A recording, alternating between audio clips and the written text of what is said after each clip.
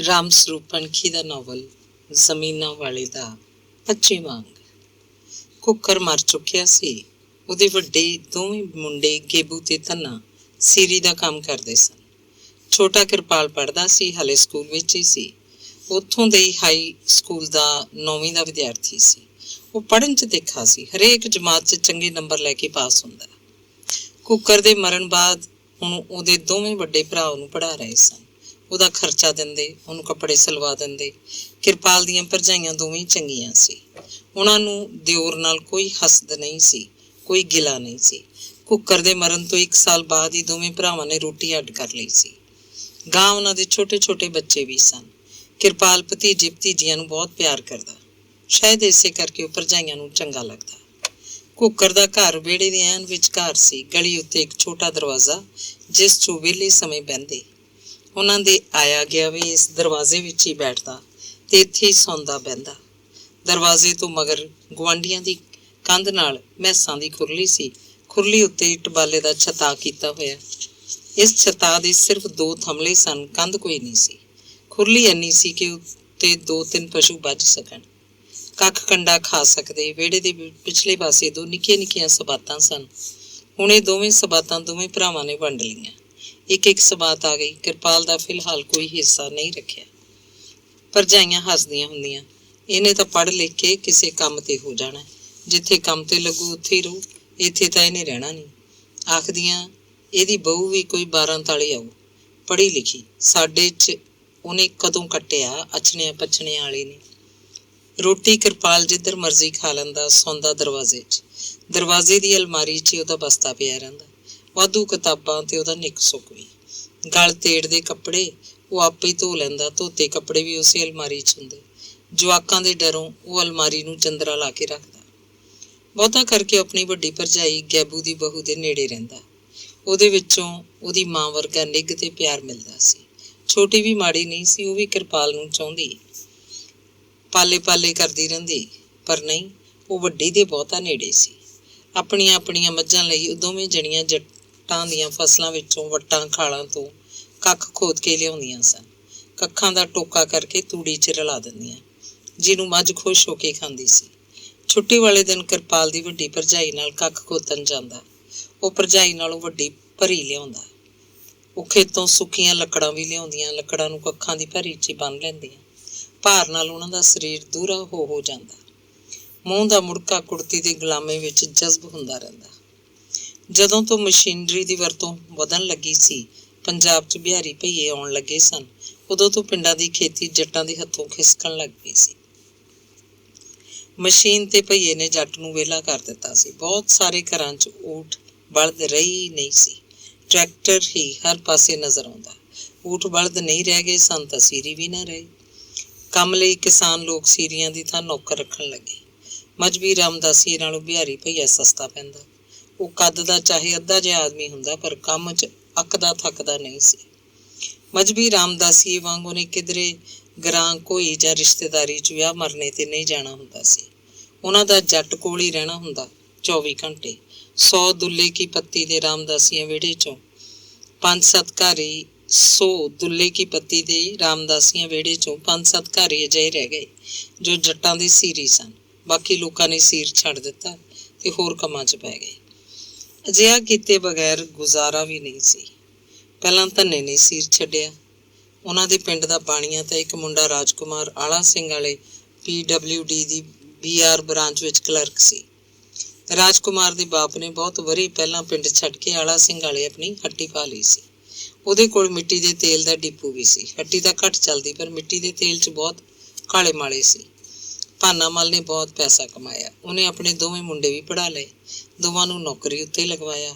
ਹੁਣ ਵੱਡਾ ਤ੍ਰਿਲੋਕ ਚੰਦ school master ਸੀ ਤੇ ਛੋਟਾ ਰਾਜਕੁਮਾਰ PWD ਵਿੱਚ।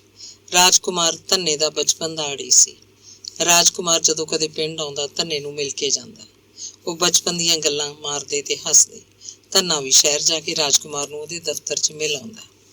ਉਹ ਧੰਨੇ ਨੂੰ ਬਰਫੀ ਨਾਲ ਚਾਹ ਪਿਆਉਂਦਾ। ਇੱਕ ਦਿਨ ਧੰਨੇ ਨੇ ਬੜਾ ਦੁਖੀ ਜਿਹਾ ਹੋ ਕੇ ਰਾਜਕੁਮਾਰ ਨੂੰ ਸਵਾਲ ਪਾਇਆ ਤੇ ਕਿਹਾ ਕਿ ਉਹ ਕਿਵੇਂ ਨਾ ਕਿਵੇਂ ਜੱਟਾਂ ਕੋਲੋਂ ਉਹਦਾ ਖਹਿੜਾ ਛੁਡਾ ਦੇਵੇ, ਉਹਨੂੰ ਬੇਲਦਾਰ ਲਗਵਾ ਦੇਵੇ। ਸੜਕਾਂ ਉੱਤੇ ਕੰਮ ਕਰਦਾ ਉਹ ਆਪਣਾ ਜੂਨ ਗੁਜ਼ਾਰਾ ਕਰੀ ਜਾਏਗਾ।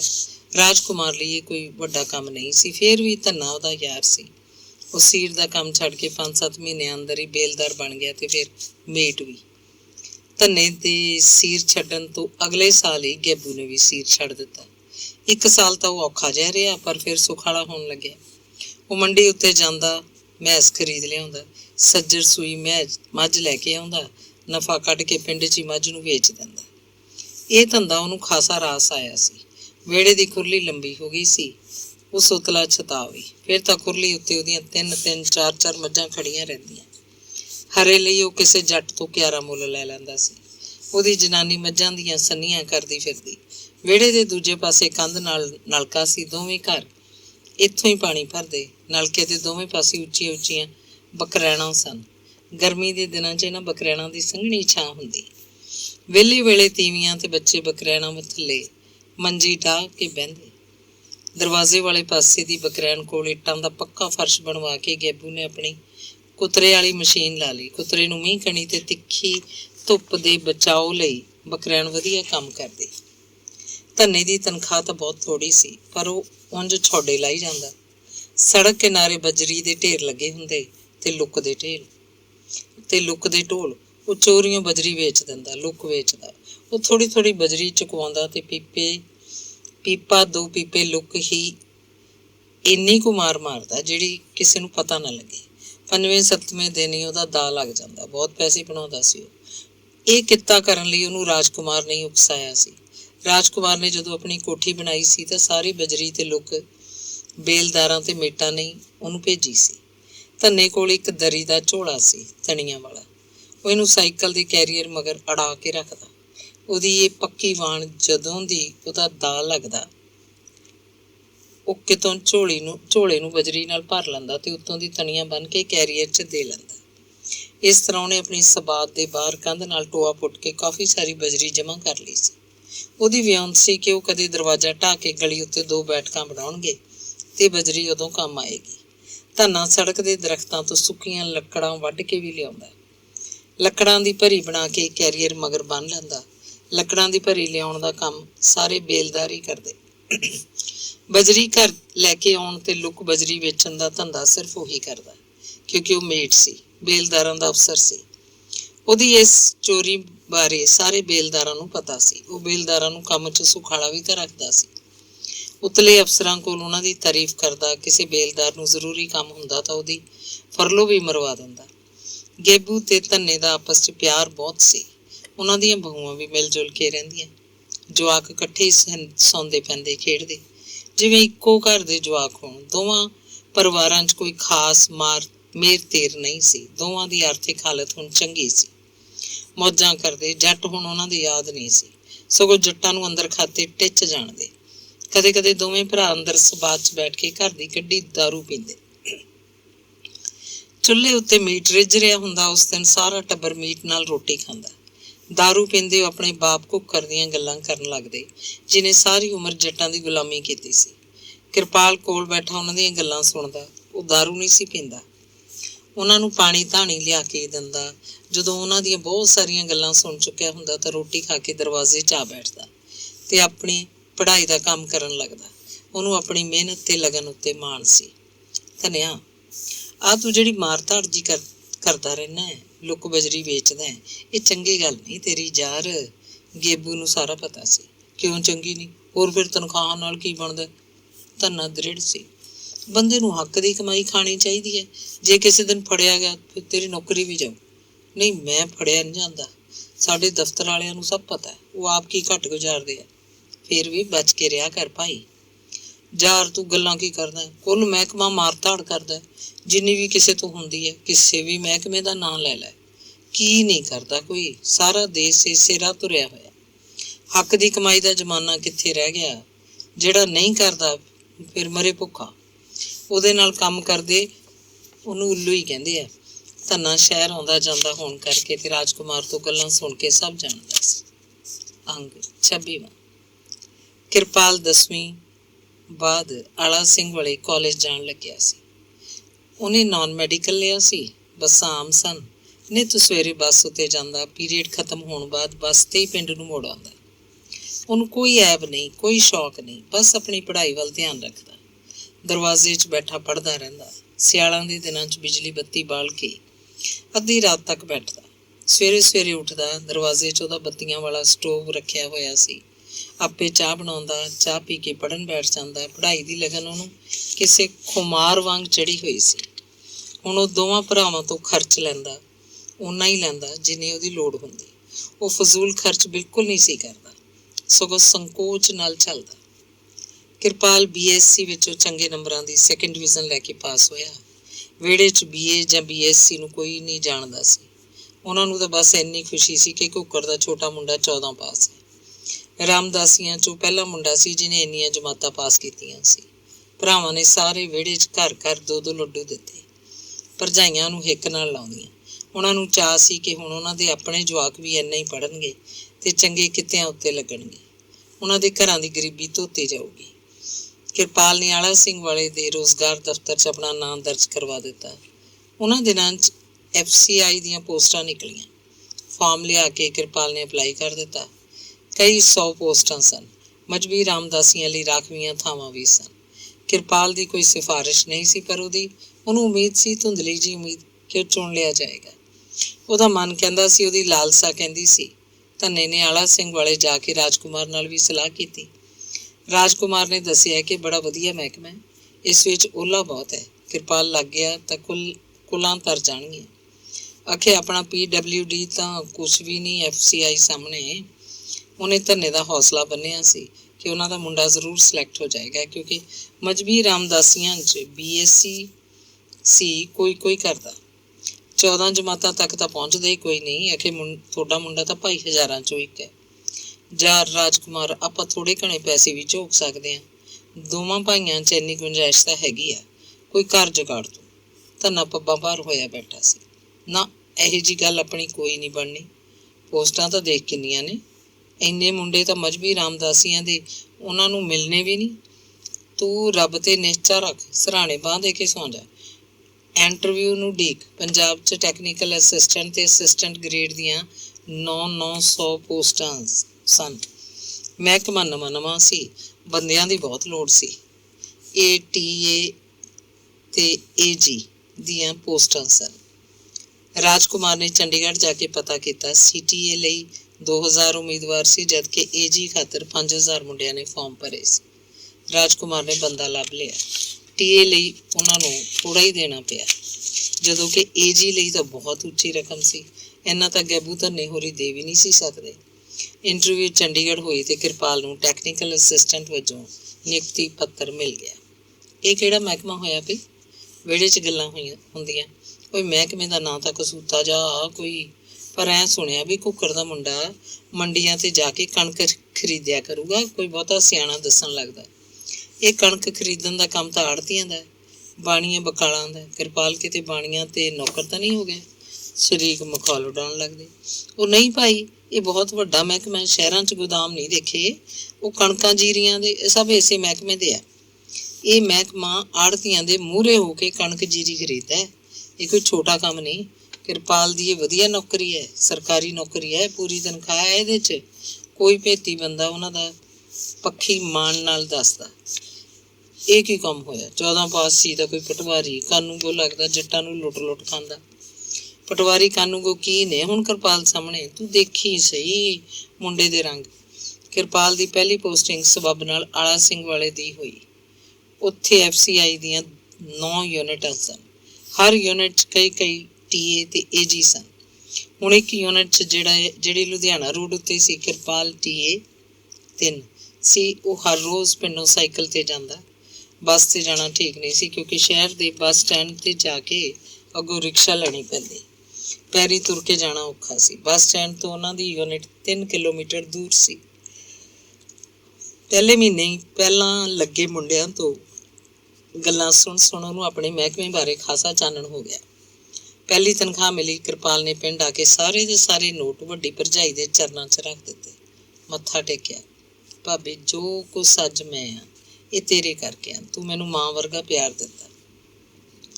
ਛੋਟੀ ਭਰਜਾਈ ਕੋਲ ਖੜੀ ਮੁਸਕਰਾ ਰਹੀ ਸੀ। ਉਹਨੂੰ ਇਸ ਗੱਲ ਦਾ ਕੋਈ ਗਿਲਾ ਨਹੀਂ ਸੀ ਕਿ ਕਿਰਪਾਲ ਨੇ ਉਹਨੂੰ ਪਹਿਲੀ ਤਨਖਾਹ ਕਿਉਂ ਨਹੀਂ ਫੜਾਈ।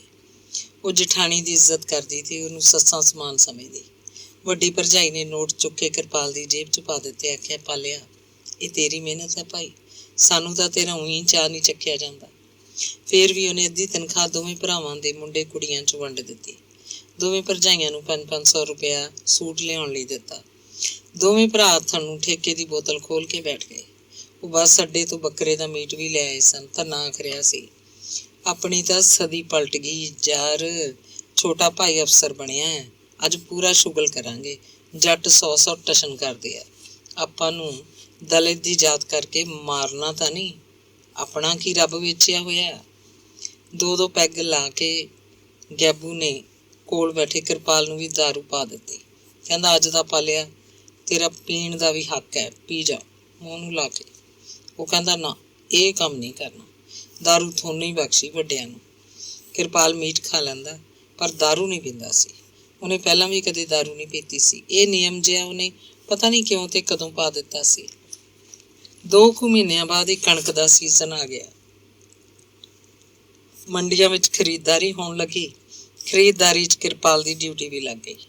ਇਲਾਕੇ ਦੀਆਂ ਮੰਡੀਆਂ 'ਚੋਂ ਸਿਰਫ FCI ਵਾਲੇ ਹੀ ਕਣਕ ਨਹੀਂ ਖਰੀਦ ਰਹੇ ਸਨ, ਹੋਰ ਸਰਕਾਰੀ ਏਜੰਸੀਆਂ ਵੀ ਸਨ, ਮਾਰਕਫੈਡ, ਪਨਸਪ, ਪੰਜਾਬ ਐਗਰੋ ਤੇ ਫੂਡ ਸਪਲਾਈ ਆਦਿ। ਕਣਕ ਦੇ ਸੀਜ਼ਨ ਵਿੱਚ ਹੀ ਉਹਨੂੰ ਖਾਸਾ ਲਾਭ ਹੋਇਆ। ਆੜ੍ਹਤੀਏ ਘਰ ਬੈਠੇ ਹੀ ਉਹਨੂੰ ਉਹਦਾ ਹਿੱਸਾ ਦੇ ਗਏ ਸਨ। ਉਹਨੇ ਇਹ ਗੱਲਾਂ ਆਪਣੇ ਸਾਥੀ ਮੁੰਡਿਆਂ ਤੋਂ ਸੁਣੀਆਂ ਤਾਂ ਸਨ, ਪਰ ਫਿਰ ਆਪਣੇ ਨਾਲ ਪ੍ਰਤੱਖ ਹੋ ਗਈਆਂ। ਕੋਲ ਪੈਸਾ ਆਉਣ ਕਰਕੇ ਉਹਦੇ ਅੰਗ ਥਿਰਕਣ ਲੱਗੇ, ਪੈਰਾਂ 'ਚ ਚੁਸਤੀ ਆ ਗਈ। ਖਰੀਦ ਕੇਂਦਰਾਂ ਦਾ ਕੰਮ ਮੁੱਕੇ ਤੋਂ ਕਿਰਪਾਲ ਨੇ ਚੇਤਕ ਬਜਾਜ ਸਕੂਟਰ ਲੈ ਲਿਆ ਤੇ ਬੜੀ ਟੌਰ ਨਾਲ ਸ਼ਹਿਰ ਜਾਂਦਾ। ਵਿਹੜੇ ਵਾਲੇ ਉਹਨੂੰ ਤੜਕੇ ਜਾਂਦੇ ਨੂੰ ਦੇਖਦੇ ਤੇ ਫਿਰ ਹੱਥ ਨੂੰ ਵਿਹੜੇ ਵੜਦੇ ਨੂੰ ਦੇਖਦੇ। ਹਥਾਈ ਦੇ ਬਾਰ ਮੂਹਰੇ ਬੈਠੇ ਬੁੜੇ ਉਹਦੀਆਂ ਗੱਲਾਂ ਕਰਨ ਲੱਗਦੇ। ਮੁੰਡੇ ਦੀਆਂ ਜਮਾਤਾਂ ਰਾਸ ਆ ਗਈਆਂ ਬਈ, ਨੇਕ ਨਿਕਲਿਆ, ਕੁੱਕਰ ਦਾ ਪੁੱਤ। ਉਹ ਭਾਈ ਸਾਰੇ ਕਰਮਾਂ ਦੇ ਕੜਛੇ ਆ, ਇਹਦੇ ਨਾਲ ਦੇ ਉਹੀ ਜੁੱਤੀਆਂ ਸਿਉਂਦੇ ਆ ਜਾਂ ਜੱਟਾਂ ਦੀ ਖੇਤੀ ਕੰਮ ਕਰਦੇ ਆ। ਭਾਈ ਮੁੰਡੇ ਨੇ ਤਪ ਵੀ ਬਹੁਤ ਕੀਤਾ। ਜਦੋਂ ਦੇਖੋ ਦਰਵਾਜ਼ੇ 'ਚ ਕਿਤਾਬ ਫੜੀ ਬੈਠਾ ਹੁੰਦਾ। 14-15 ਸਾਲ ਕਿਤਾਬਾਂ ਹੀ ਪੜ੍ਹੀ ਗਿਆ। ਫਕੀਰੀ ਹੰਢਾਈ ਮੁੰਡੇ ਨੇ, ਫਿਰ ਕਿਤੇ ਜਾ ਕੇ ਫਲ ਮਿਲਿਆ ਇਹਨੂੰ। ਮੁੰਡੇ ਤਾਂ ਵਿਹੜੇ ਹੋਰ ਵੀ ਪੜ੍ਹੀ ਜਾਂਦੇ ਆ। ਇਹਨਾਂ ਨੂੰ ਵੀ ਜੇ ਨੌਕਰੀਆਂ ਮਿਲ ਜਾਣ ਤਾਂ ਦਲਿਤਾਂ ਦੀ ਕਾਇਆ ਪਲਟ ਨਾ ਹੋ ਜੇ। ਹੁਣ ਸਾਰੇ ਘਰਾਂ ਨੂੰ ਕਿਤੇ ਬਦਲਣੇ ਪੈਣਗੇ। ਧੰਨਾ ਤੇ ਗੈਬੂ ਜੱਟਾਂ ਦੇ ਜੂਲੇ ਥੱਲਿਓਂ ਨਿਕਲ ਗਏ। ਦੇਖ ਲੈ, ਐਸ਼ਾਂ ਕਰਦੇ ਆ। ਇਹੀ ਤਾਂ ਹੈ, ਜਿੰਨਾ ਚਿਰ ਅਸੀਂ ਜੱਟਾਂ ਦੇ ਥੱਲੇ ਲੱਗੇ ਰਹਾਂਗੇ ਉਗਸ ਨਹੀਂ ਸਕਦੇ। ਜੱਟ ਚੰਮ ਲਾਉਂਦੇ ਆਪਣਾ। ਪਹਿਲਾਂ ਦੇਖ ਲੈ, ਆਪਣੀ ਉਮਰ ਦੇ ਸਾਰੇ ਆਪਾਂ ਇਹਨਾਂ ਦੀ ਵਿਗਾਰ ਕਰਦੇ ਰਹੇ। ਕੀ ਇੱਕ ਰੋਟੀ ਦੀ ਬੁਰਕੀ ਪਿੱਛੇ? ਉਹ ਭਾਈ ਹੁਣ ਉਹ ਯੁੱਗ ਨਹੀਂ ਰਿਹਾ। ਦਲਿਤਾਂ ਦੇ ਮੁੰਡੇ ਚਾਹੇ ਕੋਈ ਪੜ੍ਹ ਗਿਆ ਚਾਹੇ ਅਨਪੜ੍ਹ ਹੈ, ਆਪਣੀ ਕਾਰ ਕਰਕੇ ਖਾਂਦੇ ਆ, ਕਿਸੇ ਦੇ 100 ਨਹੀਂ ਮਾਰਦੇ ਜੁੱਤੀ। ਅੰਗ 27ਵਾਂ। 5-7 ਸਾਲਾਂ ਦੇ ਅੰਦਰ ਅੰਦਰ ਹੀ ਕਿਰਪਾਲ ਨੇ ਆਲਾ ਸਿੰਘ ਵਾਲੇ ਐਨ ਸੜਕ ਉੱਤੇ 5 ਵਿਸਵੇ ਦਾ ਇੱਕ ਪਲਾਟ ਮੁੱਲ ਲੈ ਕੇ ਵਧੀਆ ਮਕਾਨ ਬਣਾ ਲਿਆ। ਮਕਾਨ 'ਚ ਸਾਰੀਆਂ ਸ਼ਹਿਰੀ ਸਹੂਲਤਾਂ ਸਨ। ਮਹਿਕਮੇ 'ਚ ਭਰਤੀ ਹੋਣ ਤੋਂ ਦੂਜੇ ਸਾਲ ਹੀ ਉਹਨੂੰ ਚੰਗੀ ਕੁੜੀ ਮਿਲ ਗਈ। ਕੁੜੀ BA JBT ਸੀ, ਪੱਕੀ ਸਰਕਾਰੀ ਟੀਚਰ। ਉਹ ਨੇੜੇ ਦੇ ਇੱਕ ਪਿੰਡ ਵਿੱਚ ਪੜ੍ਹਾਉਣ ਜਾਂਦੀ। ਕਿਰਪਾਲ ਤੋਂ ਚਾਹੇ 1 ਸਾਲ ਵੱਡੀ ਸੀ, ਪਰ ਉਹ ਹਾਣ ਪ੍ਰਵਾਨ ਜਿਹੀ ਲੱਗਦੇ। ਕਿਸੇ ਕਾਂਗਰਸੀ ਲੀਡਰ ਦੀ ਕੁੜੀ ਸੀ। ਕਿਰਪਾਲ ਨੇ ਦੋਵੇਂ ਭਰਾਵਾਂ ਉੱਤੇ ਉਪਕਾਰ ਕੀਤਾ ਕਿ ਉਹਨਾਂ ਦੀ ਇੱਕ ਕੁੜੀ ਆਲਾ ਸਿੰਘ ਵਾਲੇ ਕਾਲਜ 'ਚ ਪੜ੍ਹਾਤੀ। ਦੋਵੇਂ ਕੁੜੀਆਂ ਨੇ BA ਕੀਤੀ। BA ਤੋਂ ਬਾਅਦ ਦੋਵਾਂ ਨੂੰ B.Ed 'ਚ ਦਾਖਲਾ ਮਿਲ ਗਿਆ। ਕਿਰਪਾਲ ਦੇ ਇੱਕ ਮੁੰਡਾ ਸੀ ਤੇ ਉਹ ਤੋਂ ਵੱਡੀ ਕੁੜੀ, ਜੋ ਸ਼ਹਿਰ ਦੇ ਮਹਿੰਗੇ ਪਬਲਿਕ ਸਕੂਲ 'ਚ ਪੜ੍ਹਦੇ ਸਨ। ਸ਼ਹਿਰ ਦੀਆਂ ਬੈਂਕਾਂ ਵਿੱਚ ਉਹਦਾ ਪੈਸਾ ਸੀ। ਆੜ੍ਹਤੀਏ ਕੋਲ ਕਾਲਾ ਧਨ ਸੀ, ਵਿਆਜੂ ਫੜਾਇਆ ਹੋਇਆ। ਉਹਨੂੰ ਇੰਨਾ ਗੁਮਾਨ ਪੈਸੇ ਦਾ ਨਹੀਂ ਸੀ ਜਿੰਨਾ ਮਾਣ ਇਸ ਗੱਲ ਦਾ ਸੀ ਕਿ ਮੰਡੀ ਵੇਲੇ ਪਿੰਡਾਂ ਦੇ ਜੱਟ ਜ਼ਿਮੀਂਦਾਰ ਫਸਲ ਲੈ ਕੇ ਆਏ, ਉਹਨੂੰ ਸਲਾਮਾ ਬੁਲਾਉਂਦੇ, ਪਰ ਸਰਦਾਰ ਗੜ੍ਹ ਦੇ ਜੱਟ ਉਹਨੂੰ ਸਤਿ ਸ੍ਰੀ ਅਕਾਲ ਨਹੀਂ ਆਖਦੇ ਸਨ। ਇੰਨਾ ਹੀ ਕਹਿੰਦੇ, ਸੁਣਾ ਵੀ ਕਿਰਪਾਲ ਸਿਆਂ। ਉਹਦੇ ਲਈ ਇਹੀ ਬਹੁਤ ਸੀ। ਅੰਗ 28ਵਾਂ। ਜੈਕੁਰ ਤਖਾਣੀ ਦੇ ਦੋਵੇਂ ਮੁੰਡੇ ਚੰਦ ਤੇ ਹਰੀ 5-5, 7-7 ਜਮਾਤਾਂ ਪੜ੍ਹ ਕੇ ਆਪਣੇ ਪਿਤਾ ਪੁਰਖੀ ਤਖਾਣੇ ਕੰਮ 'ਚ ਲੱਗ ਗਏ। ਉਹ ਲੱਕੜ ਦਾ ਕੰਮ ਕਰਦੇ ਤੇ ਲੋਹੇ ਦਾ ਵੀ। ਉਹਨਾਂ ਦਾ ਪਿਓ ਕੁੰਡਾ ਸਿੰਘ ਬਹੁਤ ਵਰੇ ਪਹਿਲਾਂ ਮਰ ਗਿਆ ਸੀ। ਉਹਨੂੰ ਤਪਦਿਕ ਦਾ ਰੋਗ ਸੀ। ਪਹਿਲਾਂ ਕੰਮ ਛੱਡਿਆ, ਫਿਰ ਮੰਜੇ ਤੇ ਪੈ ਕੇ ਰੱਬ ਨੂੰ ਪਿਆਰਾ ਹੋ ਗਿਆ। ਉਹ ਜਿਉਂਦਾ ਰਹਿੰਦਾ ਤਾਂ ਉਹਨੂੰ ਇਹ ਰੋਗ ਨਾ ਹੁੰਦਾ ਤਾਂ ਉਹ ਵੀ ਆਪਣੇ ਮੁੰਡਿਆਂ ਨੂੰ ਪੜ੍ਹਾ ਕੇ ਸਰਕਾਰੀ ਨੌਕਰੀਆਂ ਦੇ ਸਿਰੇ ਕਰਾ ਦਿੰਦਾ। ਜੈਕੁਰ ਵਿਚਾਰੀ ਸਿਰੋਂ ਨੰਗੀ ਕੀ ਕਰਦੀ। ਉਹ ਜੱਟਾਂ ਦੇ ਘਰਾਂ ਦੀ ਅੱਜ ਹੀ ਹੋ ਕੇ ਰਹਿ ਗਈ। ਮੁੰਡਿਆਂ ਨੂੰ ਆਖਰ ਜੱਟਾਂ ਦੇ ਕੰਮ ਹੀ ਕਰਨੇ ਪਏ। ਪਹਿਲਾਂ ਪਿਓ ਸੇਪੀ ਕਰਦਾ ਸੀ, ਫਿਰ ਮੁੰਡੇ ਸੇਪੀ ਕਰਨ ਲੱਗੇ। ਅਜਿਹਾ ਕਰੇ ਬਗੈਰ ਗੁਜ਼ਾਰਾ ਨਹੀਂ ਸੀ। ਸੇਪੀ ਦਾ ਕੰਮ ਹੋਰ ਜਾਤਾਂ ਛੱਡਦੀਆਂ ਜਾ ਰਹੀਆਂ ਸਨ। ਚੰਦ ਤੇ ਹਰੀ ਨੇ ਵੀ ਇਹ ਕੰਮ ਛੱਡ ਦਿੱਤਾ। ਹੁਣ ਕੌਣ ਪਸ਼ੂਆਂ ਦੇ ਕੀਲੇ ਕਢਵਾਉਂਦਾ ਸੀ ਜਾਂ ਮੰਜਿਆਂ ਦੇ ਪਾਵੇ ਟੁਕਵਾਉਂਦਾ, ਤੇ ਕੌਣ ਹਲਾਂ ਦੀਆਂ ਚੌਆਂ ਡੰਗਵਾਉਂਦਾ ਸੀ ਜਾਂ ਦਾਤੀਆਂ ਦੇ ਦੰਦੇ ਕਢਵਾਉਂਦਾ, ਕਈਆਂ ਤੇ ਖੁਰਪੇ ਚੰਡਵਾਉਂਦਾ। ਖੇਤੀ ਦੇ ਸੰਦ ਬਦਲ ਗਏ ਸਨ ਤੇ ਨਾਲ ਹੀ ਬਦਲ ਗਏ ਬੰਦਿਆਂ ਦੇ ਕੰਮ ਦੇ ਸੁਭਾਅ। ਚੰਦ ਤੇ ਹਰੀ ਪਿੰਡ 'ਚ ਦਿਹਾੜੀਆਂ ਕਰਨ ਲੱਗੇ। ਉਹ ਮਕਾਨਾਂ ਦੀ ਉਸਾਰੀ ਕਰਦੇ, ਲੱਕੜ ਦਾ ਕੰਮ, ਚੁਗਾਠਾਂ, ਤਖਤੇ ਤੇ ਖਿੜਕੀਆਂ, ਅਲਮਾਰੀਆਂ ਵੀ ਬਣਾਉਂਦੇ। ਲੋਹੇ ਦੀਆਂ ਸਭ ਚੀਜ਼ਾਂ ਹੁਣ ਸ਼ਹਿਰੋਂ ਮਿਲ ਜਾਂਦੀਆਂ ਸੀ, ਫਿਰ ਵੀ ਉਹ ਲੋਹੇ ਦਾ ਨਿੱਕਾ ਮੋਟਾ ਕੰਮ ਕਰਦੇ ਰਹਿੰਦੇ। ਐਰਨ ਦਾ ਕੰਮ ਹੁਣ ਪਿੰਡਾਂ 'ਚ ਨਹੀਂ ਹੁੰਦਾ ਸੀ। ਚੰਦ ਵੱਡਾ ਸੀ ਤੇ 28 ਸਾਲ ਦਾ ਹੋ ਚੁੱਕਾ ਸੀ ਤੇ ਹਰੀ 25-26 ਸਾਲ ਦਾ ਸੀ। ਦੋਵਾਂ ਦੇ ਵਿਆਹ ਨਹੀਂ ਹੋਏ ਸੀ। ਦੋਵਾਂ ਦੀ ਕਮਾਈ ਗੁਜ਼ਾਰੇ ਜੋਗੀ ਸੀ। ਘਰ ਦਾ ਖਰਚ ਵੀ ਇੰਨਾ ਕੋਈ ਖਾਸ ਨਹੀਂ ਸੀ। ਜੈਕੁਰ ਨੇ ਸਾਕ ਸਕੀਰੀਆਂ 'ਚ ਸਭ ਨੂੰ ਆਖਿਆ ਹੋਇਆ ਸੀ ਕਿ ਉਹਦੇ ਮੁੰਡਿਆਂ ਨੂੰ ਰਿਸ਼ਤਾ ਲਿਆ ਕੇ ਦਿਓ। ਗੱਲ ਉੱਠਦੀ, ਫਿਰ ਮੱਧਮ ਪੈ ਜਾਂਦੀ। ਅਖੀਰ ਸੰਜੋਗਾਂ ਦੀ ਗੱਲ ਸੀ। ਉਹ ਦੋਵੇਂ ਵਿਆਹੇ ਗਏ। ਕਿਸਮਤ ਦੀ ਗੱਲ, ਬਹੂਆਂ ਪਰੀਆਂ ਵਰਗੀਆਂ ਆਈਆਂ। ਇੱਕੋ ਘਰ ਦੀਆਂ ਧੀਆਂ ਸਨ। ਤਖਾਣ ਦੇ ਮੁੰਡਾ ਕੋਈ ਨਹੀਂ ਸੀ। ਇਹ ਦੋ ਕੁੜੀਆਂ ਹੀ ਕੁੜੀਆਂ ਸੀ। ਦਾਜ ਦਹੇਜ ਕੋਈ ਨਹੀਂ ਦਿੱਤਾ। ਜੈਕੌਰ ਨੇ ਬਰਾਤ ਵੀ ਕੋਈ ਖਾਸ ਨਹੀਂ ਭੇਜੀ ਸੀ। ਇੱਕੋ ਦਿਨ ਦਾ ਵਿਆਹ। ਮੁੰਡੇ ਗਏ, ਆਨੰਦ ਕਾਜ ਕਰਵਾ ਕੇ ਬਹੂਆਂ ਲੈ ਆਏ। ਜੈਕੌਰ ਨੂੰ ਰੋਟੀ ਸਵਾਦ ਲੱਗਣ ਲੱਗੀ। ਚੰਦ ਮਕਾਨ ਉਸਾਰੀ 'ਚ ਚੰਗਾ ਮਿਸਤਰੀ ਸੀ ਤੇ ਹਰੀ ਲੱਕੜ ਦਾ ਕੰਮ ਦਿਲਚਸਪੀ ਨਾਲ ਕਰਦਾ। ਦੋਵਾਂ ਨੇ ਪਿੰਡ ਦੀਆਂ ਦਿਹਾੜੀਆਂ ਛੱਡ ਦਿੱਤੀਆਂ ਤੇ ਸ਼ਹਿਰ ਜਾਣ ਲੱਗ ਪਏ। ਦੋਵਾਂ ਨੇ ਆਪਣੇ ਆਪਣੇ ਸਾਈਕਲ ਸਨ। ਚੰਦ ਤੜਕੇ ਹੀ ਆਲਾ ਸਿੰਘ ਵੱਲ ਜਾ ਕੇ ਇੱਕ ਲੇਬਰ ਚੌਕ 'ਚ ਖੜਾ ਹੋ ਜਾਂਦਾ। ਕੁੱਲ ਮਿਸਤਰੀ ਤੇ ਮਜ਼ਦੂਰ ਉਹਦੇ ਸਿਆਣੂ ਹੋ ਚੁੱਕੇ ਸਨ। ਉਹਨਾਂ ਕਰਕੇ ਸ਼ਹਿਰ ਦੇ ਲੋਕਾਂ ਨਾਲ ਚੰਦ ਦੀ ਵਾਕਫੀ ਹੋ ਗਈ। ਲੋਕ ਉਹਨੂੰ ਕੰਮ ਤੇ ਲੈ ਜਾਂਦੇ ਸਨ, ਕਦੇ 2-4 ਦਿਨਾਂ ਲਈ, ਕਦੇ ਕਦੇ ਹਫ਼ਤਾ, 10 ਦਿਨ ਜਾਂ 15-20 ਦਿਨ ਇਕੱਠੇ ਵੀ ਉਹ ਲਾ ਲੈਂਦਾ ਸੀ। ਇੱਕੋ ਕੰਮ ਤੇ ਜਾਣਾ ਹੁੰਦਾ ਤਾਂ ਉਹ ਲੇਬਰ ਚੌਂਕ 'ਚ ਫਿਰ ਵੀ ਜਾਂਦਾ। ਇਹ ਬਸ ਅਮਲ ਜਿਹਾ ਮਿਸਤਰੀਆਂ ਤੇ ਮਜ਼ਦੂਰਾਂ ਨੂੰ ਪਿਆ ਹੋਇਆ ਕਿ ਉਹ ਪਿੰਡਾਂ ਤੋਂ ਆ ਕੇ ਫਿਰ ਇੱਕ ਵਾਰ ਲੇਬਰ ਚੌਂਕ ਜ਼ਰੂਰ ਜਾਂਦੇ ਆ। ਹਰੀ ਲੇਬਰ ਚੌਂਕ ਨਹੀਂ ਗਿਆ, ਕਦੇ ਵੀ ਨਹੀਂ ਗਿਆ। ਮੰਦਰ ਰੋਡ ਉੱਤੇ ਲੱਕੜ ਦੇ ਕੰਮ ਦੀਆਂ 3 ਦੁਕਾਨਾਂ ਸੀ। ਇੱਥੇ ਸਾਈ ਉੱਤੇ ਚੁਗਾਠਾਂ, ਦਰਵਾਜ਼ੇ, ਖਿੜਕੀਆਂ, ਵਿੰਡੋ, ਛੋਟੇ ਮੇਜ਼, ਅਲਮਾਰੀਆਂ ਤੇ ਰੈਕਾਂ ਤਿਆਰ ਹੁੰਦੇ। ਇੱਕ ਦੁਕਾਨ ਕਰਮਗੜ੍ਹ ਵਾਲੇ ਮਿਸਤਰੀਆਂ ਦੀ ਸੀ। ਉਹ ਕੰਮ ਦੇ ਪੂਰੇ ਮਾਹਰ ਸਨ। ਕੋਈ 10 ਮੁੰਡੇ ਉਸ ਦੁਕਾਨ ਤੇ ਕੰਮ ਕਰਦੇ। ਵੱਡਾ ਮਿਸਤਰੀ ਤਾਰਾ ਸਿੰਘ ਉਹਨਾਂ ਮੁੰਡਿਆਂ ਨੂੰ ਤਨਖਾਹ ਦਿੰਦਾ ਸੀ। ਸਵੇਰ ਤੋਂ ਸ਼ਾਮ ਤੱਕ ਆਪਣੀ ਨਿਗਰਾਨੀ ਥੱਲੇ ਉਹਨਾਂ ਤੋਂ ਕੰਮ ਕਰਵਾਉਂਦਾ। ਇਹ ਮੁੰਡੇ ਕੰਮ ਕਰਦੇ ਤੇ ਕੰਮ ਸਿੱਖਦੇ ਵੀ। ਕਰਮਗੜ੍ਹ ਇਹਨਾਂ ਮਿਸਤਰੀਆਂ ਦੇ ਪਰਿਵਾਰ ਵਿੱਚ ਹਰੀ ਦੇ ਬਾਪ ਕੁੰਡਾ ਸਿੰਘ ਦੀ ਭੂਆ ਦੀ ਧੀ ਵਿਆਹੀ ਹੋਈ ਸੀ। ਰਿਸ਼ਤੇਦਾਰੀ ਪੁਰਾਣੀ ਸੀ, ਪਰ ਉਹ ਹਾਲੇ ਤੱਕ ਵੀ ਗਮੀ ਸ਼ਾਦੀ 'ਚ ਇੱਕ ਦੂਜੇ ਦੇ ਆਉਂਦੇ ਜਾਂਦੇ ਸਨ। ਆਪਣੱਤ ਬਣੀ ਹੋਈ ਸੀ। ਜੈਕੁਰ ਆਪ ਨਾਲ ਆ ਕੇ ਤਾਰਾ ਸਿੰਘ ਕੋਲ ਹਰੀ ਨੂੰ ਛੱਡ ਗਈ ਸੀ। ਕਹਿੰਦੀ, ਲੈ ਭਾਈ ਤਾਰਾ ਸਿੰਘ, ਮੁੰਡੇ ਨੂੰ ਤੇਰੇ ਕੋਲ ਛੱਡ ਚੱਲੀ, ਇਹਨੂੰ ਬੰਦਾ ਬਣਾ ਦੇ। ਬੰਦਾ ਤਾਂ ਮਾਤਾ ਜੀ ਨੇ ਆਪੇ ਬਣ ਜਾਣਾ ਵੱਡਾ ਹੋ ਕੇ। ਅਸੀਂ ਤਾਂ ਇਹਨੂੰ ਪੱਕਾ ਮਿਸਤਰੀ ਬਣਾ ਦਿਆਂਗੇ ਲੱਕੜ ਦੇ ਕੰਮ ਦਾ। ਤਾਰਾ ਸਿੰਘ ਹੱਸ ਰਿਹਾ ਸੀ। ਹਾਂ ਭਾਈ, ਮੈਂ ਇਹੀ ਆਖਦੀ ਹਾਂ। ਜੈਕੁਰ ਤਾਰਾ ਸਿੰਘ ਦੀ ਗੱਲ ਸੁਣ ਕੇ ਖੁਸ਼ ਹੋਈ। ਦੁਕਾਨ ਖਾਸੀ ਲੰਮੀ ਸੀ, ਚੌੜੀ ਘੱਟ। ਦੂਰ ਤੱਕ ਮਿਸਤਰੀ ਮੁੰਡੇ ਆਰੀਆਂ ਤੇ ਸੇ ਚਲਾ ਰਹੇ ਸਨ, ਮੇਖਾਂ ਠੋਕਦੇ, ਠੱਕ ਠੱਕ ਕਰਦੇ। ਉੱਥੇ ਬਹਿ ਕੇ ਜੈਕੁਰ ਦਾ ਜਿਵੇਂ ਜੀ ਜਿਹਾ ਲੱਗ ਗਿਆ ਹੋਵੇ। ਉਹ ਮਨ 'ਚ ਸੋਚ ਰਹੀ ਸੀ ਕਿ ਉਹਦਾ ਪੁੱਤ ਹਰੀ ਵੀ ਇੱਕ ਦਿਨ ਇਹਨਾਂ ਵਿੱਚ ਬੈਠ ਕੇ ਠੱਕ ਠੱਕ ਕਰਨ ਲੱਗੇਗਾ ਤੇ ਵੱਡਾ ਮਿਸਤਰੀ ਬਣ ਜਾਏਗਾ। ਗਰਮੀ ਦੀ ਰੁੱਤ ਸੀ। ਤਾਰਾ ਸਿੰਘ ਨੇ ਜੈਕੁਰ ਨੂੰ ਕੋਕ ਦੀ ਬੋਤਲ ਮੰਗਵਾਤੀ, ਹਰੀ ਖਾਤਰ ਵੀ। ਕੋਕ ਪੀ ਰਹੀ ਜੈਕੁਰ ਅਜੀਬ ਜਿਹਾ ਮਹਿਸੂਸ ਕਰ ਰਹੀ ਸੀ। ਉਹਨੇ ਮਿੱਠੇ ਬੱਤੇ ਤਾਂ ਪੀਤੇ ਸਨ, ਪਰ ਉਹ ਕਾਲਾ ਜਿਹਾ ਪਾਣੀ ਜਿਵੇਂ ਵਿੱਚ ਚਾਹ ਦੀ ਪੱਤੀ ਉਬਾਲ ਕੇ ਪਾਈ ਹੋਵੇ, ਪਹਿਲੀ ਵਾਰ ਪੀ ਰਹੀ ਸੀ। ਉਹ ਕੋਕ ਦੀ ਘੁੱਟ ਭਰਦੀ ਤਾਂ ਉਹਨੂੰ ਧੁੜ ਹੀ ਆਉਂਦੀ। ਤਾਰਾ ਸਿੰਘ 9 ਵਜੇ ਦੁਕਾਨ ਖੋਲ੍ਹਦਾ ਸੀ, ਰਾਤ ਨੂੰ 8 ਵਜੇ ਬੰਦ ਕਰਦਾ। ਹਰੀ ਪੌਣੇ 9 ਵਜੇ ਦੁਕਾਨ ਅੱਗੇ ਆ ਖੜਦਾ ਸੀ ਤੇ ਦੁਕਾਨ ਖੁੱਲ੍ਹਣ ਦੀ ਉਡੀਕ ਕਰਨ ਲੱਗਦਾ। ਪਹਿਲੇ 5-6 ਮਹੀਨੇ ਤਾਂ ਤਾਰਾ ਸਿੰਘ ਨੇ ਉਹਨੂੰ ਕੁਛ ਨਹੀਂ ਦਿੱਤਾ। ਉਹ ਸਿੱਖਦਾ ਹੀ ਰਿਹਾ। ਆਖਰ ਤਖਾਣ ਦਾ ਪੁੱਤ ਸੀ। ਉਹਦਾ ਦਿਮਾਗ ਤਿੱਖਾ ਸੀ ਤੇ ਹੱਥਾਂ ਦਾ ਝੋਲਾ। ਉਹ ਛੇਤੀ ਕੰਮ ਨੂੰ ਹੱਥ ਪਾਉਂਦਾ। ਜਦੋਂ ਕਰਕੇ ਕੁਝ ਦਿਖਾਉਣ ਲੱਗਿਆ ਤਾਂ ਤਾਰਾ ਸਿੰਘ ਨੇ 2000 ਉਹਦੀ ਤਨਖਾਹ ਬੰਨ ਦਿੱਤੀ। ਹੁਣ ਹਰੀ ਤਸੱਲੀ ਨਾਲ ਕੰਮ ਕਰਦਾ। ਉਹ ਸ਼ੋਅ ਨਹੀਂ ਕਰਦਾ ਸੀ, ਵਾਕਿਆ ਹੀ ਸਹੀ ਕੰਮ ਨਿਬੇੜਦਾ। ਉਹਦੇ ਹੱਥਾਂ 'ਚ ਦੀ ਲੰਘੇ ਕੰਮ ਦਾ ਗਾਹਕਾਂ ਵੱਲੋਂ ਕਦੇ ਉਲਾਂਭਾ ਨਹੀਂ ਸੀ ਆਇਆ। 2 ਸਾਲ ਐਵੇਂ ਲੰਘ ਗਏ। ਤਾਰਾ ਸਿੰਘ ਹਰ ਛਮਾਈ ਉਹਦਾ 500 ਰੁਪਇਆ ਵਧਾ ਦਿੰਦਾ ਸੀ। ਦਿਨ ਗੁਜ਼ਰਦੇ ਜਾ ਰਹੇ ਸੀ। ਮੁੰਡੇ ਕੰਮ ਸਿੱਖਦੇ, ਦੁਕਾਨ ਛੱਡ ਜਾਂਦੇ, ਘਰੇ ਜਾ ਕੇ ਆਪਣਾ ਕੰਮ ਤੋਰਨ ਲੱਗ ਜਾਂਦੇ। ਕੋਈ ਆਕੜਬਾਜ਼ ਦੂਜੀ ਕਿਸੇ ਦੁਕਾਨ ਤੇ ਕੰਮ ਕਰਨ ਜਾ ਲੱਗਦਾ। ਤਾਰਾ ਸਿੰਘ ਤਾੜ ਫਾੜ ਵੀ ਪੂਰੀ ਰੱਖਦਾ ਸੀ। ਪੈਸੇ ਦਿੰਦਾ ਸੀ ਤੇ ਕੰਮ ਵੀ ਪੂਰਾ ਲੈਂਦਾ। ਮੁੰਡੇ ਦੀ ਖੱਲ ਲਾਉਣ ਤੱਕ ਜਾਂਦਾ। ਪਰ ਹਰੀ ਦੇ ਕੰਮ ਉੱਤੇ ਉਹ ਖੁਸ਼ ਸੀ। ਉਹਨੂੰ ਤਾੜਨ ਦੀ ਲੋੜ ਨਹੀਂ ਸੀ, ਸਗੋਂ ਤਾਰਾ ਸਿੰਘ ਤਾਂ ਉਹਦੀ ਸਲਾਹ ਲੈਣ ਲੱਗ ਪਿਆ ਸੀ। ਉਹਦੇ ਸਹਾਰੇ ਦੁਕਾਨ ਛੱਡ ਕੇ ਕਿਧਰੇ ਬਾਹਰ ਰਿਸ਼ਤੇਦਾਰੀ 'ਚ ਵੀ ਜਾ ਆਉਂਦਾ। ਹਰੀ ਕਰਕੇ ਮਗਰੋਂ ਉਹਨੂੰ ਕੋਈ ਚਿੰਤਾ ਨਹੀਂ ਰਹਿੰਦੀ ਸੀ। ਵਾਪਸ ਆਉਂਦਾ ਤਾਂ ਕੋਈ ਸ਼ਿਕਾਇਤ ਨਾ ਹੁੰਦੀ। ਕਰਦੇ ਕਰਾਉਂਦੇ 5 ਸਾਲ ਲੰਘ ਗਏ।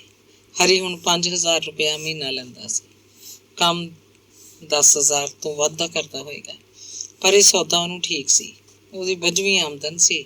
ਇੰਨੇ ਨਾਲ ਹੀ ਪਿੰਡ ਉਹਦਾ ਚੰਗਾ ਗੁਜ਼ਾਰਾ ਹੋ ਜਾਂਦਾ। ਚੰਦ ਦੀ ਦਿਹਾੜੀ ਉਹਨਾਂ ਦਿਨਾਂ 'ਚ 150 ਰੁਪਇਆ ਸੀ। ਉਹਦੇ ਨਾਲੋਂ ਤਾਂ ਉਹ ਚੰਗਾ ਹੀ ਸੀ। ਉਹਨਾਂ ਦੀਆਂ ਬਹੂਆਂ ਕੋਲ ਹੁਣ 2-2 ਜਵਾਕ ਸੀ, ਇੱਕ ਮੁੰਡਾ ਤੇ ਇੱਕ ਕੁੜੀ।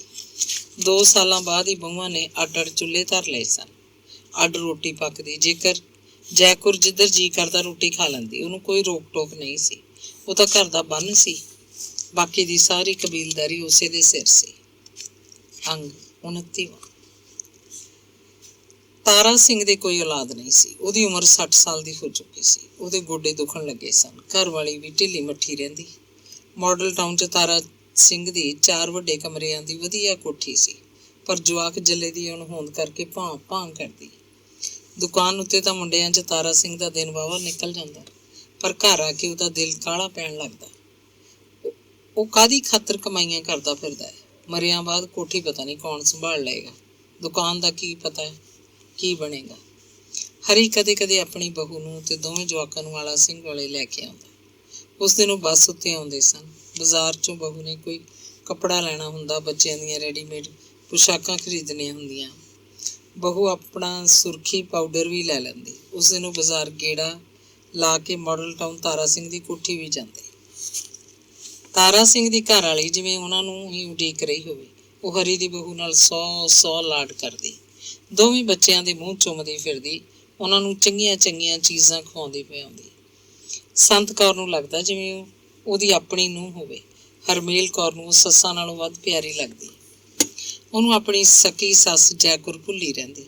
ਸੰਤ ਕੌਰ ਆਖਦੀ ਜਿਵੇਂ ਝਿੜਕ ਕੇ ਆਖਦੀ ਹੋਵੇ, ਜਾਵੇ ਮੁੰਡਿਆ, ਤੂੰ ਦੁਕਾਨ ਤੇ ਜਾ, ਤੇਰਾ ਚਾਚਾ ਤੈਨੂੰ ਢੀਕਦਾ ਹੋਣਾ। ਅੱਜ ਬਹੂ ਨੂੰ ਪਿੰਡ ਨਹੀਂ ਲੈ ਕੇ ਜਾਣਾ, ਇੱਥੇ ਰਾਤ ਰਹੋ। ਨਹੀਂ ਬੇਬੇ ਜੀ, ਉੱਥੇ ਪਿੰਡ ਬੁੜੀ ਸਾਡਾ ਫਿਕਰ ਕਰੂਗੀ। ਹਰਮੇਲ ਵਿੱਚ ਦੀ ਬੋਲ ਪੈਂਦੀ। ਤੂੰ ਚੁੱਪ ਕਰਕੇ ਬੈਠ। ਨਹੀਂ, ਉਹ ਬੁੜੀ ਹੈ ਤੇਰੀ, ਮੈਂ ਨਹੀਂ ਤੇਰੀ ਕੁਛ ਲੱਗਦੀ। ਸੰਤ ਕੌਰ ਜਿੱਦ ਕਰਦੀ ਤੇ ਉਸ ਰਾਤ ਤਾਰਾ ਸਿੰਘ ਦੀ ਕੋਠੀ ਹੀ ਰਹਿ ਪੈਂਦੇ। ਆਥਣੇ ਰੋਟੀ ਟੁੱਕ ਦਾ ਸਾਰਾ ਕੁਝ ਹਰਮੇਲ ਕਰਦੀ। ਮੁੰਡਾ ਕੁੜੀ ਦੋਵੇਂ ਉੱਚਾ ਉੱਚਾ ਬੋਲਦੇ, ਚੀਕਾਂ ਮਾਰਦੇ, ਸੁੰਨ ਸਰਾਂ ਕੋਠੀ ਨੂੰ ਜਿਵੇਂ ਜਿਉਂਦਾ ਕਰ ਦਿੰਦੇ। ਤਾਰਾ ਸਿੰਘ ਤੇ ਸੰਤ ਕੌਰ ਨੂੰ ਇਹ ਚੰਗਾ ਲੱਗਦਾ। ਸੋਚਾਂ ਵਿੱਚ ਹੀ ਉਹ ਦੂਰ ਕਿਧਰੇ ਚਲੇ ਜਾਂਦੇ। ਰੱਬਾ, ਸਾਡਾ ਵੀ ਕੋਈ ਮੁੰਡਾ ਹੁੰਦਾ, ਸਾਡੀ ਵੀ ਕੋਈ ਨੂੰਹ ਹੁੰਦੀ ਤੇ ਉਹਦੇ ਜਵਾਕ ਹੁੰਦੇ, ਸਾਡੇ ਪੋਤੇ ਪੋਤੀਆਂ ਜਿਹੜੇ ਕੋਠੀ ਨੂੰ ਸੰਭਾਲਦੇ ਦੇਖਦੇ। ਇੰਜ ਕਈ ਵਾਰ ਹੋਇਆ ਸੀ।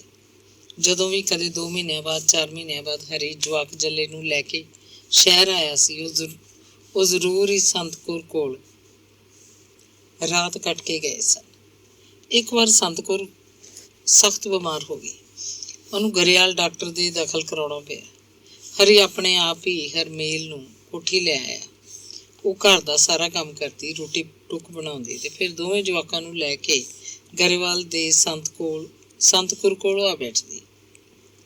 ਬੈੱਡ ਉੱਤੇ ਪਏ ਹਾਏ ਹਾਏ ਕਰਦੀ ਦੀ ਉਹਦੀਆਂ ਟੰਗਾਂ ਘੁੱਟਦੀ, ਸਿਰ ਹੱਥ ਦਿੰਦੀ, ਸਿਰ ਦੱਬ ਦਿੰਦੀ। ਜਵਾਕ ਤੰਗ ਕਰਦੇ ਸਨ। ਇੱਕ ਦਿਨ ਹਰੀਦੇਵ ਪਿੰਡ 'ਚ ਮਾਂ ਕੋਲ ਛੱਡ ਆਇਆ। ਉਹ ਜੈਕੁਰ ਕੋਲ ਵੀ ਰਹਿ ਸਕਦੇ ਸੀ, ਤਕੜੇ ਸਨ, ਪਰ ਹਾਲੇ ਸਕੂਲ ਜਾਣ ਨਹੀਂ ਸੀ ਲੱਗੇ। ਸੰਤ ਕੌਰ 7 ਦਿਨ ਗਰੇਵਾਲ ਦੇ ਰਹੀ। ਕੁਝ ਦਿਨ ਉਹਨੂੰ ਗਲੂਕੋਸ ਲੱਗਦਾ ਰਿਹਾ ਸੀ, ਟੀਕੇ ਲੱਗਦੇ ਸਨ। ਉਹਨੂੰ ਫਿਰ ਪੀਣ ਵਾਲੀ ਦਵਾਈ ਦਿੱਤੀ ਜਾਂਦੀ ਤੇ ਗੋਲੀਆਂ ਹੁੰਦੀਆਂ। ਤਾਰਾ ਸਿੰਘ ਰਾਤ ਨੂੰ ਉੱਥੇ ਹੀ ਹੁੰਦਾ। ਰੋਟੀ ਟੁੱਕ ਦਾ ਨਿਬੇੜ ਕੇ ਹਰਮੇਲ ਹਸਪਤਾਲ ਆ ਜਾਂਦੀ। ਸਾਰਾ ਦਿਨ ਹਸਪਤਾਲ ਰਹਿੰਦੀ। ਉਹ ਨਰਸਾਂ ਦੀ ਸਿਆਣੂ ਹੋ ਚੁੱਕੀ ਸੀ। ਮਾੜੀ ਜਿਹੀ ਕੋਈ ਤਕਲੀਫ ਹੁੰਦੀ, ਉਹ ਝੱਟ ਨਰਸ ਨੂੰ ਸੱਦ ਲਿਆਉਂਦੀ। ਆਥਣੇ ਜੇ ਤਾਰਾ ਸਿੰਘ ਆ ਜਾਂਦਾ। ਸੰਤਕੁਰ ਦੇ ਹਸਪਤਾਲ ਜਾਣ ਬਾਅਦ 2 ਦਿਨ ਤਾਂ ਹਰੀ ਪਿੰਡ ਨੂੰ ਜਾਂਦਾ ਰਿਹਾ। ਉਹਦੇ ਕੋਲ ਮੋਟਰਸਾਈਕਲ ਸੀ। ਇਹ ਹੀਰੋ ਹਾਂਡਾ ਤਾਰਾ ਸਿੰਘ ਨੇ ਉਹਨੂੰ ਨਵਾਂ ਕਢਵਾ ਕੇ ਦਿੱਤਾ ਸੀ। ਫਿਰ ਰਾਤ ਨਹੀਂ ਪਿੰਡ ਕੱਟਦਾ ਸੀ। ਦਿਨ ਵਿੱਚ ਕਿਸੇ ਵੇਲੇ ਗੇੜਾ ਮਾਰ ਆਉਂਦਾ। ਮਾਂ ਨੂੰ ਕਿਸੇ ਚੀਜ਼ ਦੀ ਲੋੜ ਹੁੰਦੀ ਦੇ ਆਉਂਦਾ। ਉਹ ਨਿੱਤੀ ਪਿੰਡ ਦਾ ਗੇੜਾ ਮਾਰਨ ਲੱਗਿਆ ਕਿਉਂਕਿ ਜਵਾਕ ਉੱਥੇ ਸਨ।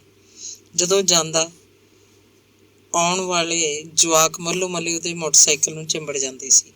ਜ਼ਿੱਦ ਕਰਦੇ ਕਿ ਅਸੀਂ ਵੀ ਮੰਮੀ ਕੋਲ ਜਾਣਾ। ਉਹਨਾਂ ਨੂੰ ਤੋੜ ਕੇ ਸੁੱਟ ਆਉਂਦਾ। ਉਹ ਰੋਂਦੇ ਚੀਕਾਂ ਮਾਰਦੇ ਰਹਿ ਜਾਂਦੇ। ਉਹ ਮਾਂ ਨੂੰ ਦੱਸਦਾ ਉਹ ਟਿਕਦੇ ਤਾਂ ਉੱਥੇ ਹੈ ਨਹੀਂ। ਹਸਪਤਾਲ ਵਾਲੇ ਬੁਰਾ ਮੰਨਦੇ ਆ। ਕੋਠੀ ਇਕੱਲੇ ਉਹ ਰਹਿ ਨਹੀਂ ਸਕਦੇ। ਉਹ ਇੱਥੇ ਠੀਕ ਨੇ ਮਾਂ।